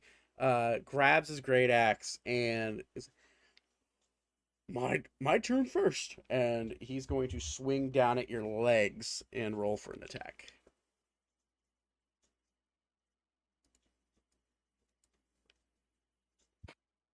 That's a 7 plus 5, 12. That's a miss. AC 17. So as he goes to swing, you swing low. You literally, your big ass body jumps over his blade. Okay. Is that his turn? Yeah, that is his turn. Okay. While I'm in the air, I want to swing my swords down. But okay, yeah, you have the dual feat, so go ahead. First attack. One swing as my action, the other swing as a bonus action. Okay. Oh, let me get my red dice. That's my lucky one. That is a. What's my to hit? Plus 6. It's a 21. 21 hits. Roll for damage. Okay. 2d6 plus 4. Ooh, nice. 14. 14 points of damage. So first one cuts in across the chest of the Minotaur. Next attack.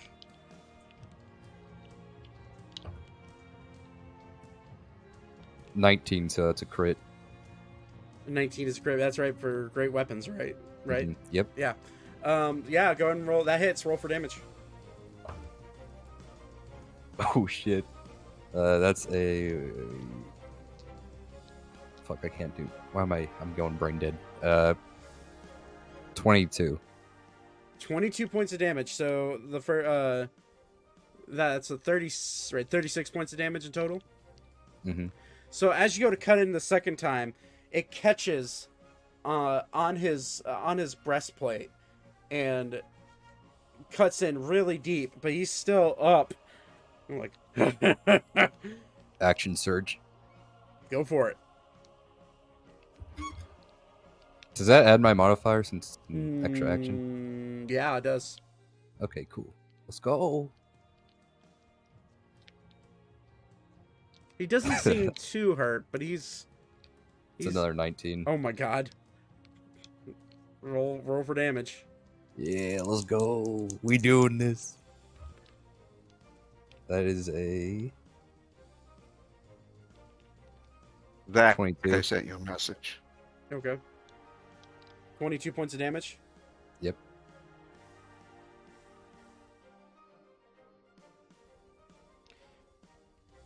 Okay. He's still standing. As you cut in again, he's like, and he goes to block your next strike, and it like grazes down the strike and like lands and hits him in his thigh, and it kind of like makes him stumble a little bit, but he's like, he's up. He's not overly hurt, but he's definitely hurt, I'd say.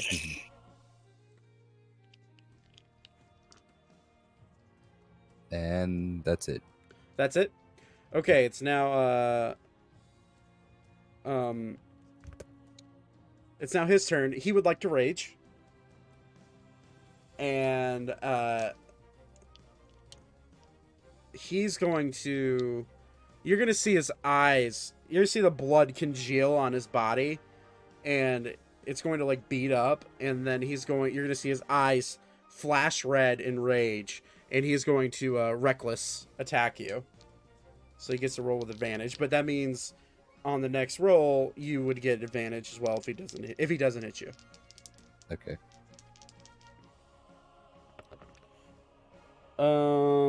Actually, let's roll in for the sake. Let's roll in here.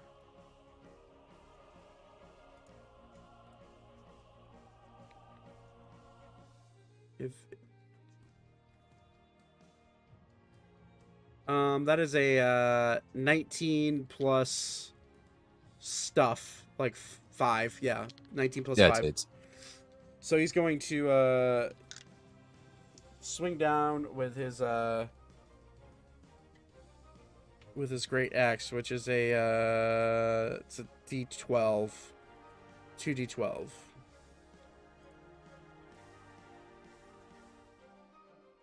$2d12 plus 4, so that's 22 points of damage. Okay. And he is going to, that he doesn't have any extra attacks, so that is his turn. Okay. Is second wind a bonus action? Yes. You have one? Yes, it is. Okay, and roll a d10 plus your fighter level. So that's... Okay. Where's my d10s?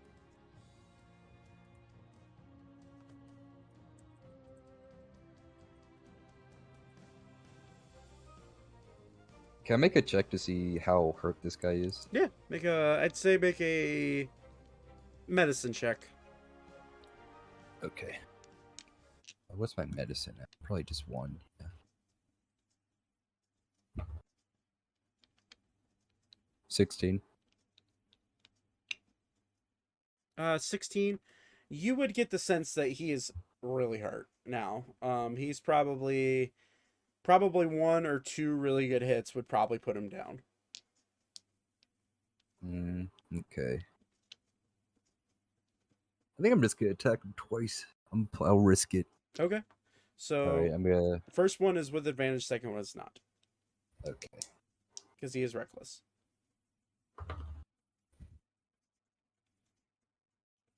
That is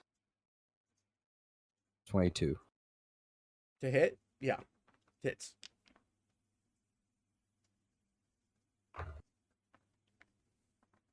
Ooh. 14. 14 points of damage. Mm-hmm. How do you want to do it? I want to take 2 of my swords. Can I stab them into his stomach and lift him up? Absolutely, you can. And I want to say, You are dust, and dust you will return.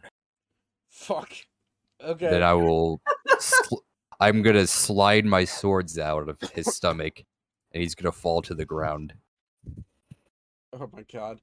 So as he falls down to the ground, unconscious, blood spewing everywhere, you have now gotten rid of all of your competition other than the 6 that you have deemed fairly worthy of your of Ori's presence. Does this guy have anything on him? I want to steal his stuff. He has a great axe and he has a small coin purse, and that's about it. And then he has a ripped to shreds breastplate because you ripped it to shreds. Is the great what was the great axe's damage? It's a 2d12. 2d12. Yep. Jesus Christ! I'll take that thing. Holy shit! I'm gonna take his axe and his coin purse. Okay. In the coin purse, he what's that? 14. I have 14 gold pieces and 4 silver and 1 copper. Okay, where's the coin at It in my character sheet? It should be under. Oh, I see it. Okay. How much gold again? 14 gold. Okay, so it's one. Oops. Why is this not working? Okay, how much silver? 4 silver Okay. and 1 copper. What? Okay. Then I'll add the axe to. Yeah, just for the sake of naming the axe, it is considered a enchanted great axe. Oh, yo. Wait, is it actually enchanted, or is that just what you're calling? No, it's an enchanted great axe. Oh, okay, okay, It cool. gives it gives it 1 extra hit die. Yo, let's go. Okay, I'm good. Okay. So with this Minotaur bleeding out on the ground, and also reminder, the elf man very clearly telling you no murdering. You guys, what was 13 is now 6. Unfortunately, Bingo did have to leave us for dinner. So I don't know if he'll be coming back or not, but really quick, is he like fully dead or is he like revivable? he is unconscious on the ground. In All fact, right. he needs to roll a death saving throw. Can I do cure wounds? Yeah, sure. All right, so I'll do a cure wounds on him. Okay. 6. 6 is enough to bring him back to 1 HP. So he raises and he opens his eyes and he looks around him, touches his stomach where he just got impaled, and he just kind of like falls back down asleep on the ground, but he's alive. I'm keeping this axe. He's not getting it back. I don't think he really cares at this point. He's alive. So there's now a still fairly cut up Minotaur and you 6 left. I guess I will do my best to voice Bingo. What's his name though? The good news is though, is we didn't murder anyone, technically. That's right. And Why did you save him? Beep. Good point. He's angry you healed him. Alora, He, fix me. Did the gentleman that told us Wait. we could not kill anybody? Beep. Can I cast Cure Wounds on Ori? Yeah. He. Use up a level 1 spell slot, but yeah, you totally can. Yay. You get 7 healing. Right then and there, as this is happening, you see the elvish like man walk up. He's like, now it seems like, he looks right at the Minotaur. It seems like you've dealt with deciding on who's going to be who. Dog, did you really just push your way into my locked door? What the fuck? Anyways, so, without further ado, I present to you my boss, head librarian Leon. We will not discuss his last name because he has asked us to. Anywho, Leon, and you see this little, you see this relatively stout individual, very skinny, human, probably shorter than a human, probably around 4'5", 5 foot, like in that range, on his feet. But he has these massive, translucent butterfly-like wings. His hair is like a rose gold, spiked, and he's wearing uh, tightly fit, like bluish royal blue and gold jacket. He's wearing his pants. He has like tightly fitted leather leather slacks, and like pretty basic dark leather boots. He is a what looks to be, he has pointy ears. His ears are a little bit longer than, say, an elf's or even a halfling's or a gnome or anybody you've ever seen before. His ears kind of droop down, and he, in a not so what seems to be like a modified voice, he goes, "Well, it looks like some of you have came. Nice to meet you. My name is Leon. Oh, and if you're wondering about what I am or who I am, don't ask. Anywho, you are here for a job, and a job you will have. Now, first off, I would like every single one of you to, well, and he looks right at you, Ori. Make sure you sheath your weapons, and he snaps his fingers, and you see the Minotaur that's laying on the ground. You see him start to float, and you see him slowly levitate over to the side of the street, and he gets slowly placed down. He's like, "Good, now we've cleaned up our square a little bit. Now,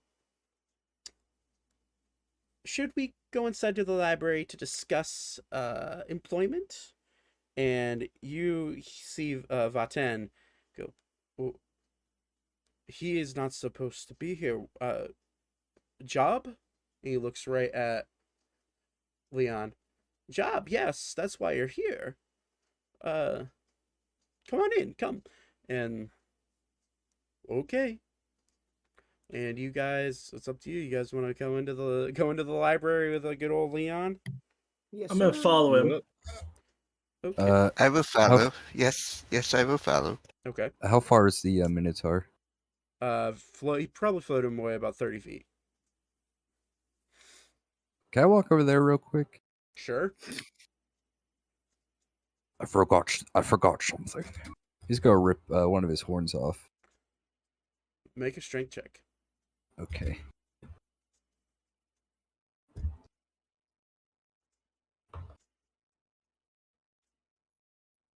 Uh, 19. So that's, what's my strength? +4. That's 23. 23. That boy gone. Like snapping a twig. You, with one hand, you just reach down and crack, rip it off, and you got yourself a Minotaur horn. Alara's just gonna speak up, and she's like, I told you you should have just went home, but you just didn't listen. Jump down, poke him with a stick. Is the horn bigger than Nalara? Probably. Yeah. Alara, you're like 2 feet flat, aren't you? 2 feet, my boy. Yeah, it's bigger than her. Okay. You can play with this later. He puts it. He like tucks it under his belt. She's just like, Alright, he's gonna follow the guy now. Oh my god. Okay, so as you guys make your way into the Royal Library, following Leon for the potential job offering and potentially becoming,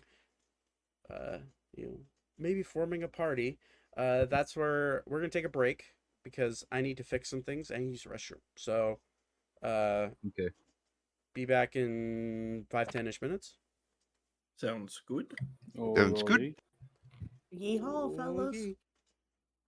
Hey everyone, friendly neighborhood DM here. This is just the PSA to let you know that our show is found over on Spotify and Audible, as you've probably seen in the little token badge thing at the bottom left screen of the show. If you want to listen to us, while you're traveling, or if you're in the car, or if you are, on the airplane, you want to download it.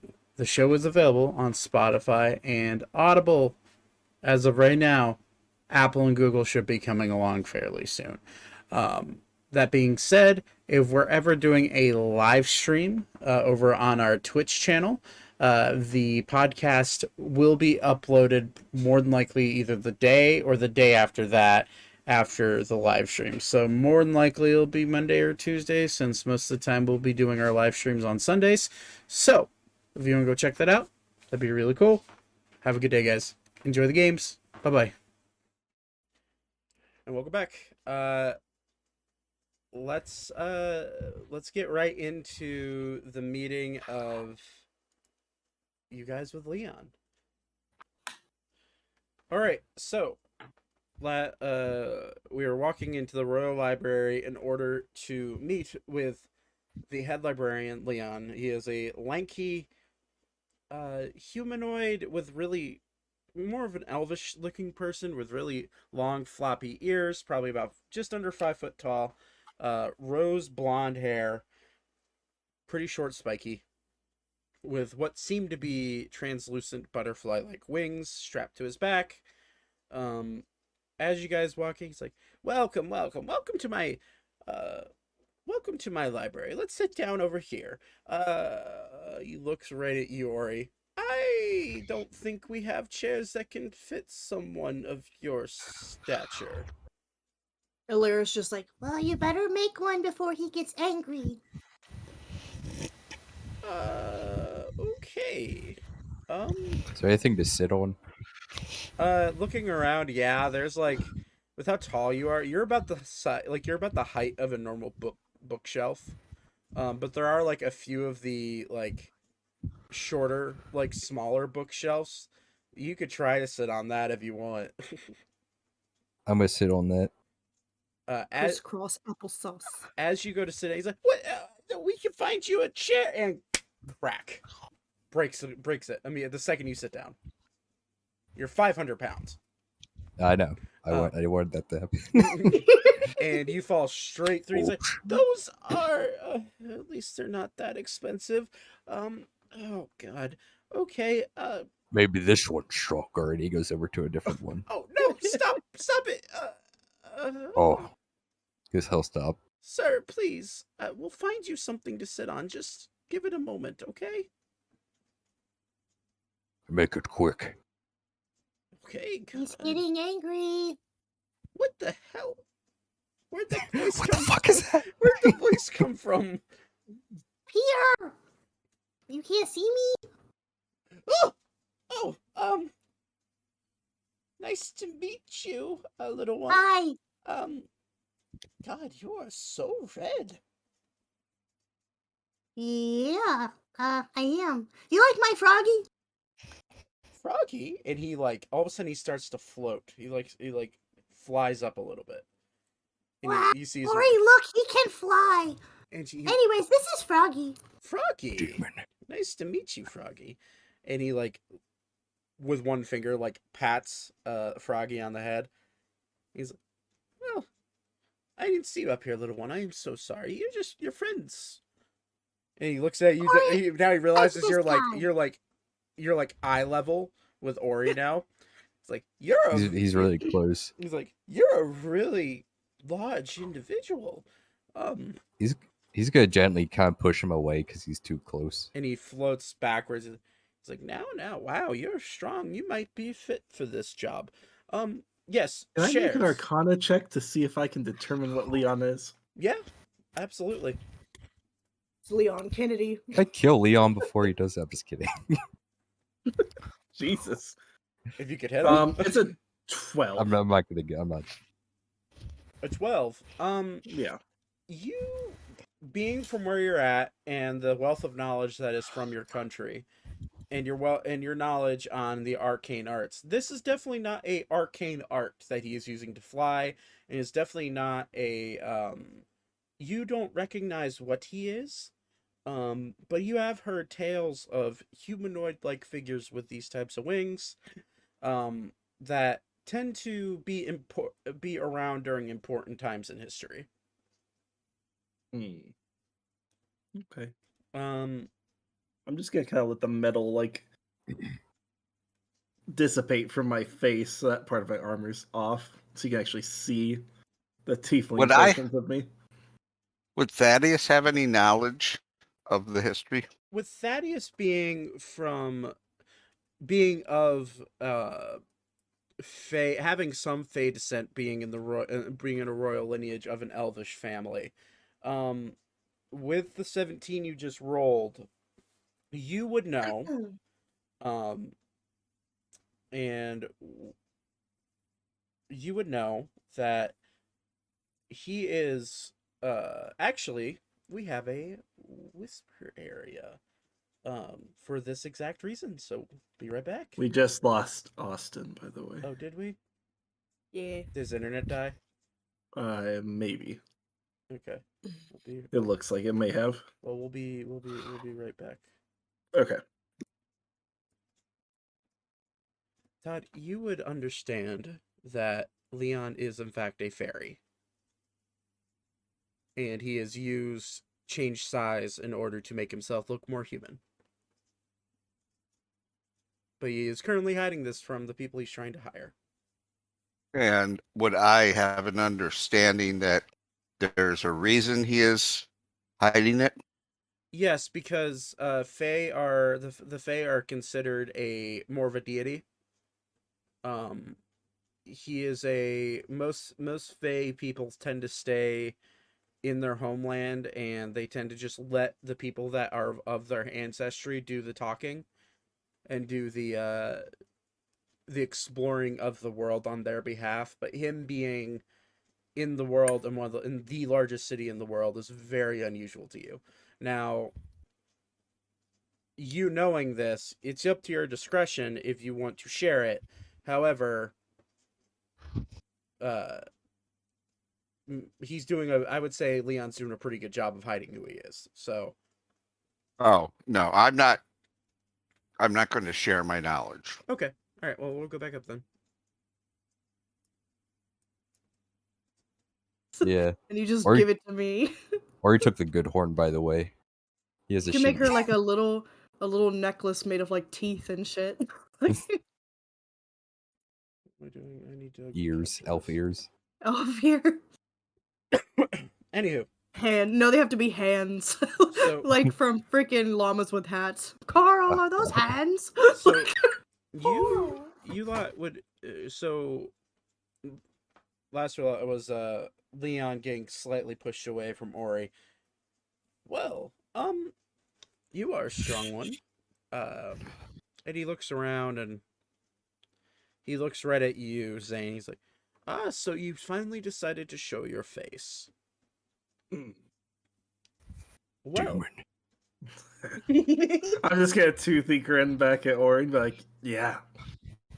well, it's not Poor devil. it's not every day that you get to see a Minotaur looks up and a tiefling or devil spawn, however you want to call them, in our presence. Hey, What?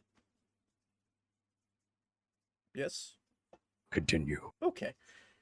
Anywho, now let me get this straight. We need to find you a chair first. Oliver, and he looks right at the elvish man. Can you find me a block of wood, please? And Oliver's like, very well, very well. I And he- prefer stone. stone. It can be done. And he walks away, and for expedience sake, he walks away, goes and finds a block of stone, and he attempts to make it float using magic, and he cannot do it. And so he has to get as many helpers as he can. Literally, this block of stone is like 1,000 pounds. Yes. And carries it into the library. He's like, boss, can you make this? Oh, and Elaine's like, oh yes, sorry. Oh yes, sorry. And he snaps his finger, and the block of stone starts floating towards you, Ori, and boom, sits on the ground for you to sit on. Perfect. He sits. Yeah, will do for me. Okay, sorry, Just- I'm messaging just- Austin back real fast. It's okay. We could. I'm assuming his internet died. 'cause His he's not power died. online. Oh, Even worse. So Yeah. he's gonna be second. Trials and tribulations of trying to record something over the internet. Anyways, so now that we got seating taken care of, introductions are in order. My name is Leon. You do not need to know my last name. You do not need to know what I am. I'm sure you're curious. I'm sure some of you may be in tune to who I am or what I am. However, there is a job to be had, but first I'd like to have you introduce yourselves to the party, because if you lot do choose to take on these endeavors, you will be working together. So, how about you, big guy? Who are you?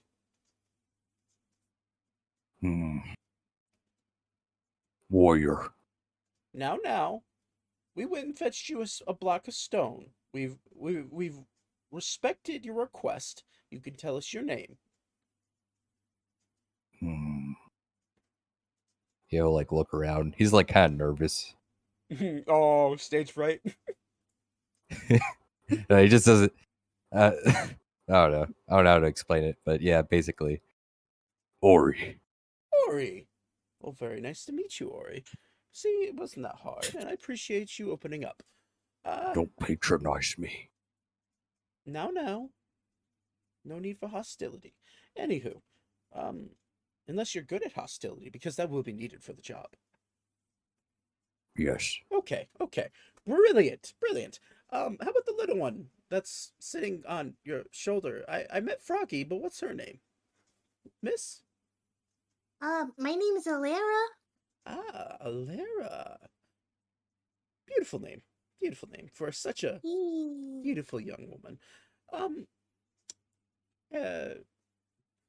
My friend with the jagged teeth, you seem to be well dressed. What is your name? Oh, me? Yeah. The name's Zane. I'm an armorer by trade. Whew, don't come me with that edge. Anywho, I could tell just from your garb, you're from Ebrax, yes? Yeah, I'm an artificer. Well, that also kind of helps.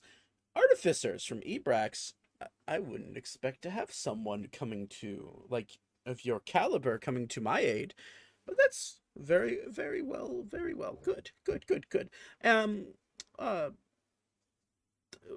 you there, Elvin man, what's your name?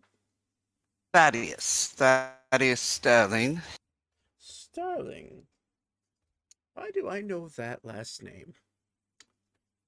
The lands of the Auburn in Elmsford Forest of Zagreus. Yes, I'm Zagreus, yes. sure you might be familiar with the area. Auburn, yes. I am very aware of the star. Yes, I do know.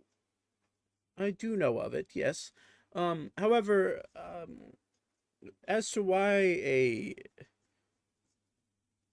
an elven fledgling is in Artemis and not still tending to his woods is beyond me, and that is for you to keep to yourself. I do not need to know unless you want to share with the crowd, but knowing how the elves work,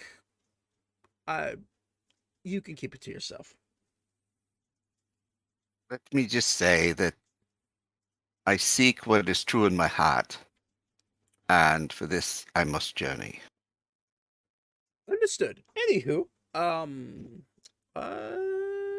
yes, the lizard folk man that's seems to be keeping to himself.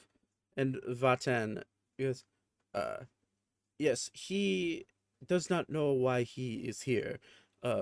Was selling meat, and meat has brought him here. Oh, were you not here for the job posting? Job posting? Well, I mean, money is money good. So, uh, sure. What is job? Well, we will get into the job details as soon as we can. Um, but yes, Vaten, good to meet you. I will definitely make sure that we brief you more on the job at hand. That being said, our Tabaxi young man over there, very few words. I did see a performance outside. I did enjoy it. And the beep, according to Austin. He literally wrote beep for what I asked what he should say. Um, It what is your name, young man? Beep. Beep? Beep. Beep? Beep. Okay. I guess this one is beep. Anywho, so that great, sir. yes, yes. In my short time of knowing him, that's all I've heard is beep. Beep. Understood. I'm assuming he's beep. And you just hear beep, nodding his head. Hmm. And Leon's like, well, okay. So now the introductions are out of the way, we should go over what the job is. This job will pay upon completion, and you will get a small sum for travel expenses. Beforehand. The goal is we've been hearing some very disturbing tales coming from the regions around Artemis. We've been hearing that children have been kidnapped in the night. We've been hearing wives, newlyweds, being slaughtered at the altar. We've heard disturbing tales of folk who aren't necessarily of elven or human descent being sold into forced labor. And we're very concerned here in the capital city that our citizens are being used for deeds that they shouldn't be being used for. Right. Job description. Well, as I was saying, there's children missing. The curious part about brides being kidnapped at their altar by unseen forces, I really don't know why that's happening. Also, there's tales of man-eating monsters and all sorts of weird things going on just north of the city. Well, to be exact, northeast of the city, up in the Black Run Forest at the base of the Haverlow Mountains. There's a town surrounded by forest that is goes by the name of Keister. Keister, you see, has had a mass disappearance of their children. Children have been plucked one by one at night, and it seems to be that it's only one child a night. Now, they're running out of children, so it'd probably be best to head over there. Unfortunately, it is a bit of a distance from Artemis, and it's about, I'd say, if you follow the road, it'd be 10 to, probably, oh boy, my distance is off. About a good 60 miles, 70 miles, maybe longer. It'd take you about 2-3 days travel. Are you providing travel accommodations for this? Yes, we would provide either a horse and buggy, like a carriage, or if you want individual horses, you could do that. Now, however, for my big friend here, we could provide another mount that would carry you and your tiny little friend. They're snacks. Hmm. Okay.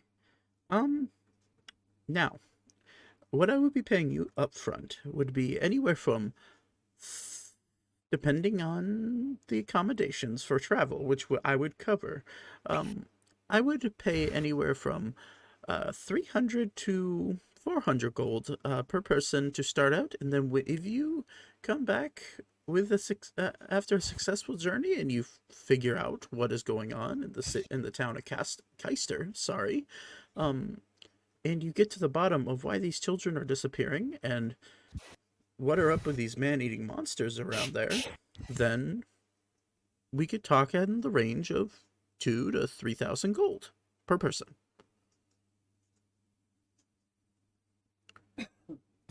You don't have to say anything else. You can count me in. Gotcha. And I think, yes, this is something I'd be very interested in. Say, My big friend. Beep, Oh, sorry, Beep. I'm writing all this down. Oh, beep.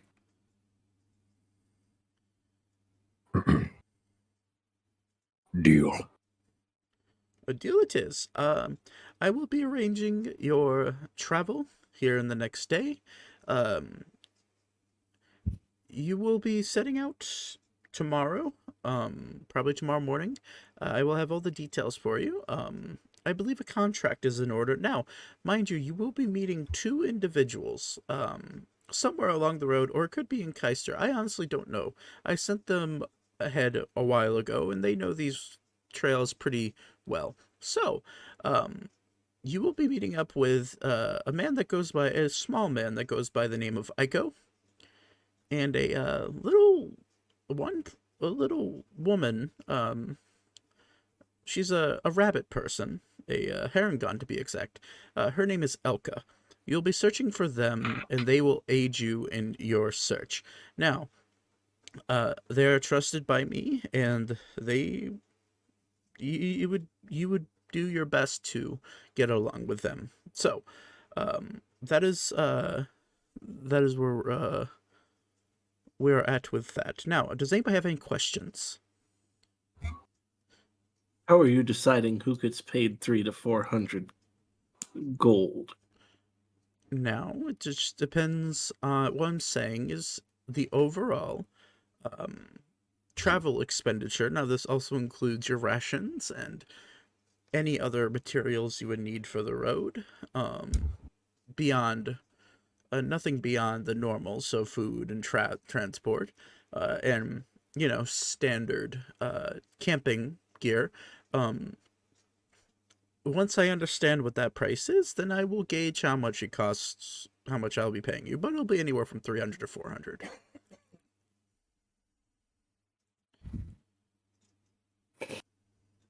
Any other questions? Was that Nope. price negotiable? Depends. Just depends on how much it ends up costing me. Now, that would be a decision for tomorrow morning, don't you think? Yes, just asking. Okay. Well, now that we have that understood, I will ask you to sign your name here on the dotted line, and he pulls out this giant scroll that is literally a contract. Now, I will have a contract for you guys to sign next week. I don't have that right now. He pulls out this contract. He's like, sign your name here on the dotted line. Any scribble will do. Just, it's legally binding, so make sure you know it's you. And we'll be on our way. And on the contract already, you see in bold letters, AIKO signed. And then you see nothing but a small paw print on the dotted line as to where you expect the Harengon lady, Elka, to have signed with her paw print. Would you like to sign? I suppose. Very good, very good. So, as you guys draw out your signatures, before we end it, do you guys want to describe how you sign your names? Mine would be pretty clean. Like cursive writing, Clean, like yeah, cursive.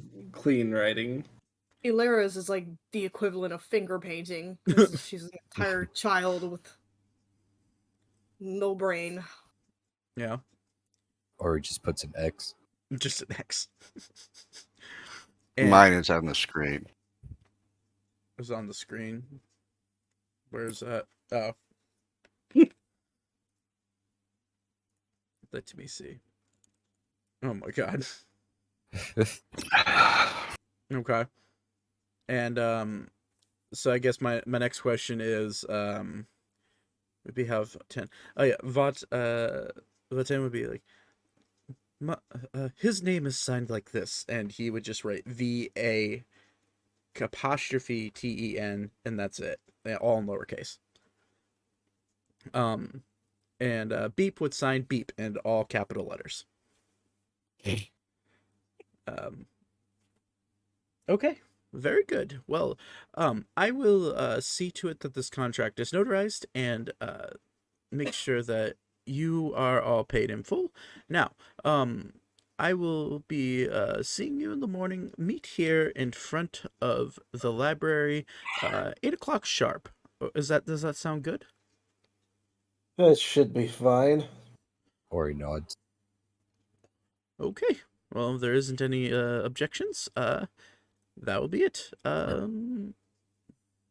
guess see you in the morning. Goodbye. And he floats off and disappears somewhere into the library. That's where we're gonna end it. Because I got a dog behind me, and it'll probably be next Sunday when the next session will be. So. Hey y'all, this is me realizing I never recorded an outro. Literally was just about to export this to schedule it to go out for Sunday afternoon, and this is, these things happen. I figured I'll go over what happened this night that you guys are watching for the first ever episode, because I feel like it deserves a little bit of an explanation. Unfortunately, my dog Jackson got into something he shouldn't have. Now, I'm not allowed to say what he got into, but based off of me saying that, most of you could probably get what I'm getting at. He ate something that looked like normal food that's not really normal food. It's medical. That's all I'm going to say. And it was up where he shouldn't have been able to get it, but somehow he did. And it's no one's fault. He's absolutely fine now. And hopefully that doesn't happen again. But unfortunately, he happened to plant his very hyper reactive self literally like right there. And it was in the middle of the recording. So that being said, hopefully this never happens again. There's going to be distractions. There's going to be things that are out of our control. I mean, heck, Asa ended up DCing the last probably half hour of us being in Discord together, and Bingo ended up having to go to eat dinner with his parents that he completely forgot about. So since this is an online show and everything is being recorded remotely, we're going to run into hiccups like this. And unfortunately, the first night was full of them. Most nights it's not going to be like this, because most nights the people who are my players are prepared to be sitting down for 3 to 4 hours. But things happen that we can't control. So that's what happened. I appreciate you guys watching or listening over on our podcasts. We will be doing more very soon. Our next episode is this next coming Sunday. It's every Sunday, like I said, at 5:30 p.m. Eastern, 2:30 p.m. Pacific. Podcast should be uploaded pretty much the same time as well. So thank you for watching and or listening, like I said, and I will catch you guys in the next chapter of this story. Have a wonderful day. Bye-bye.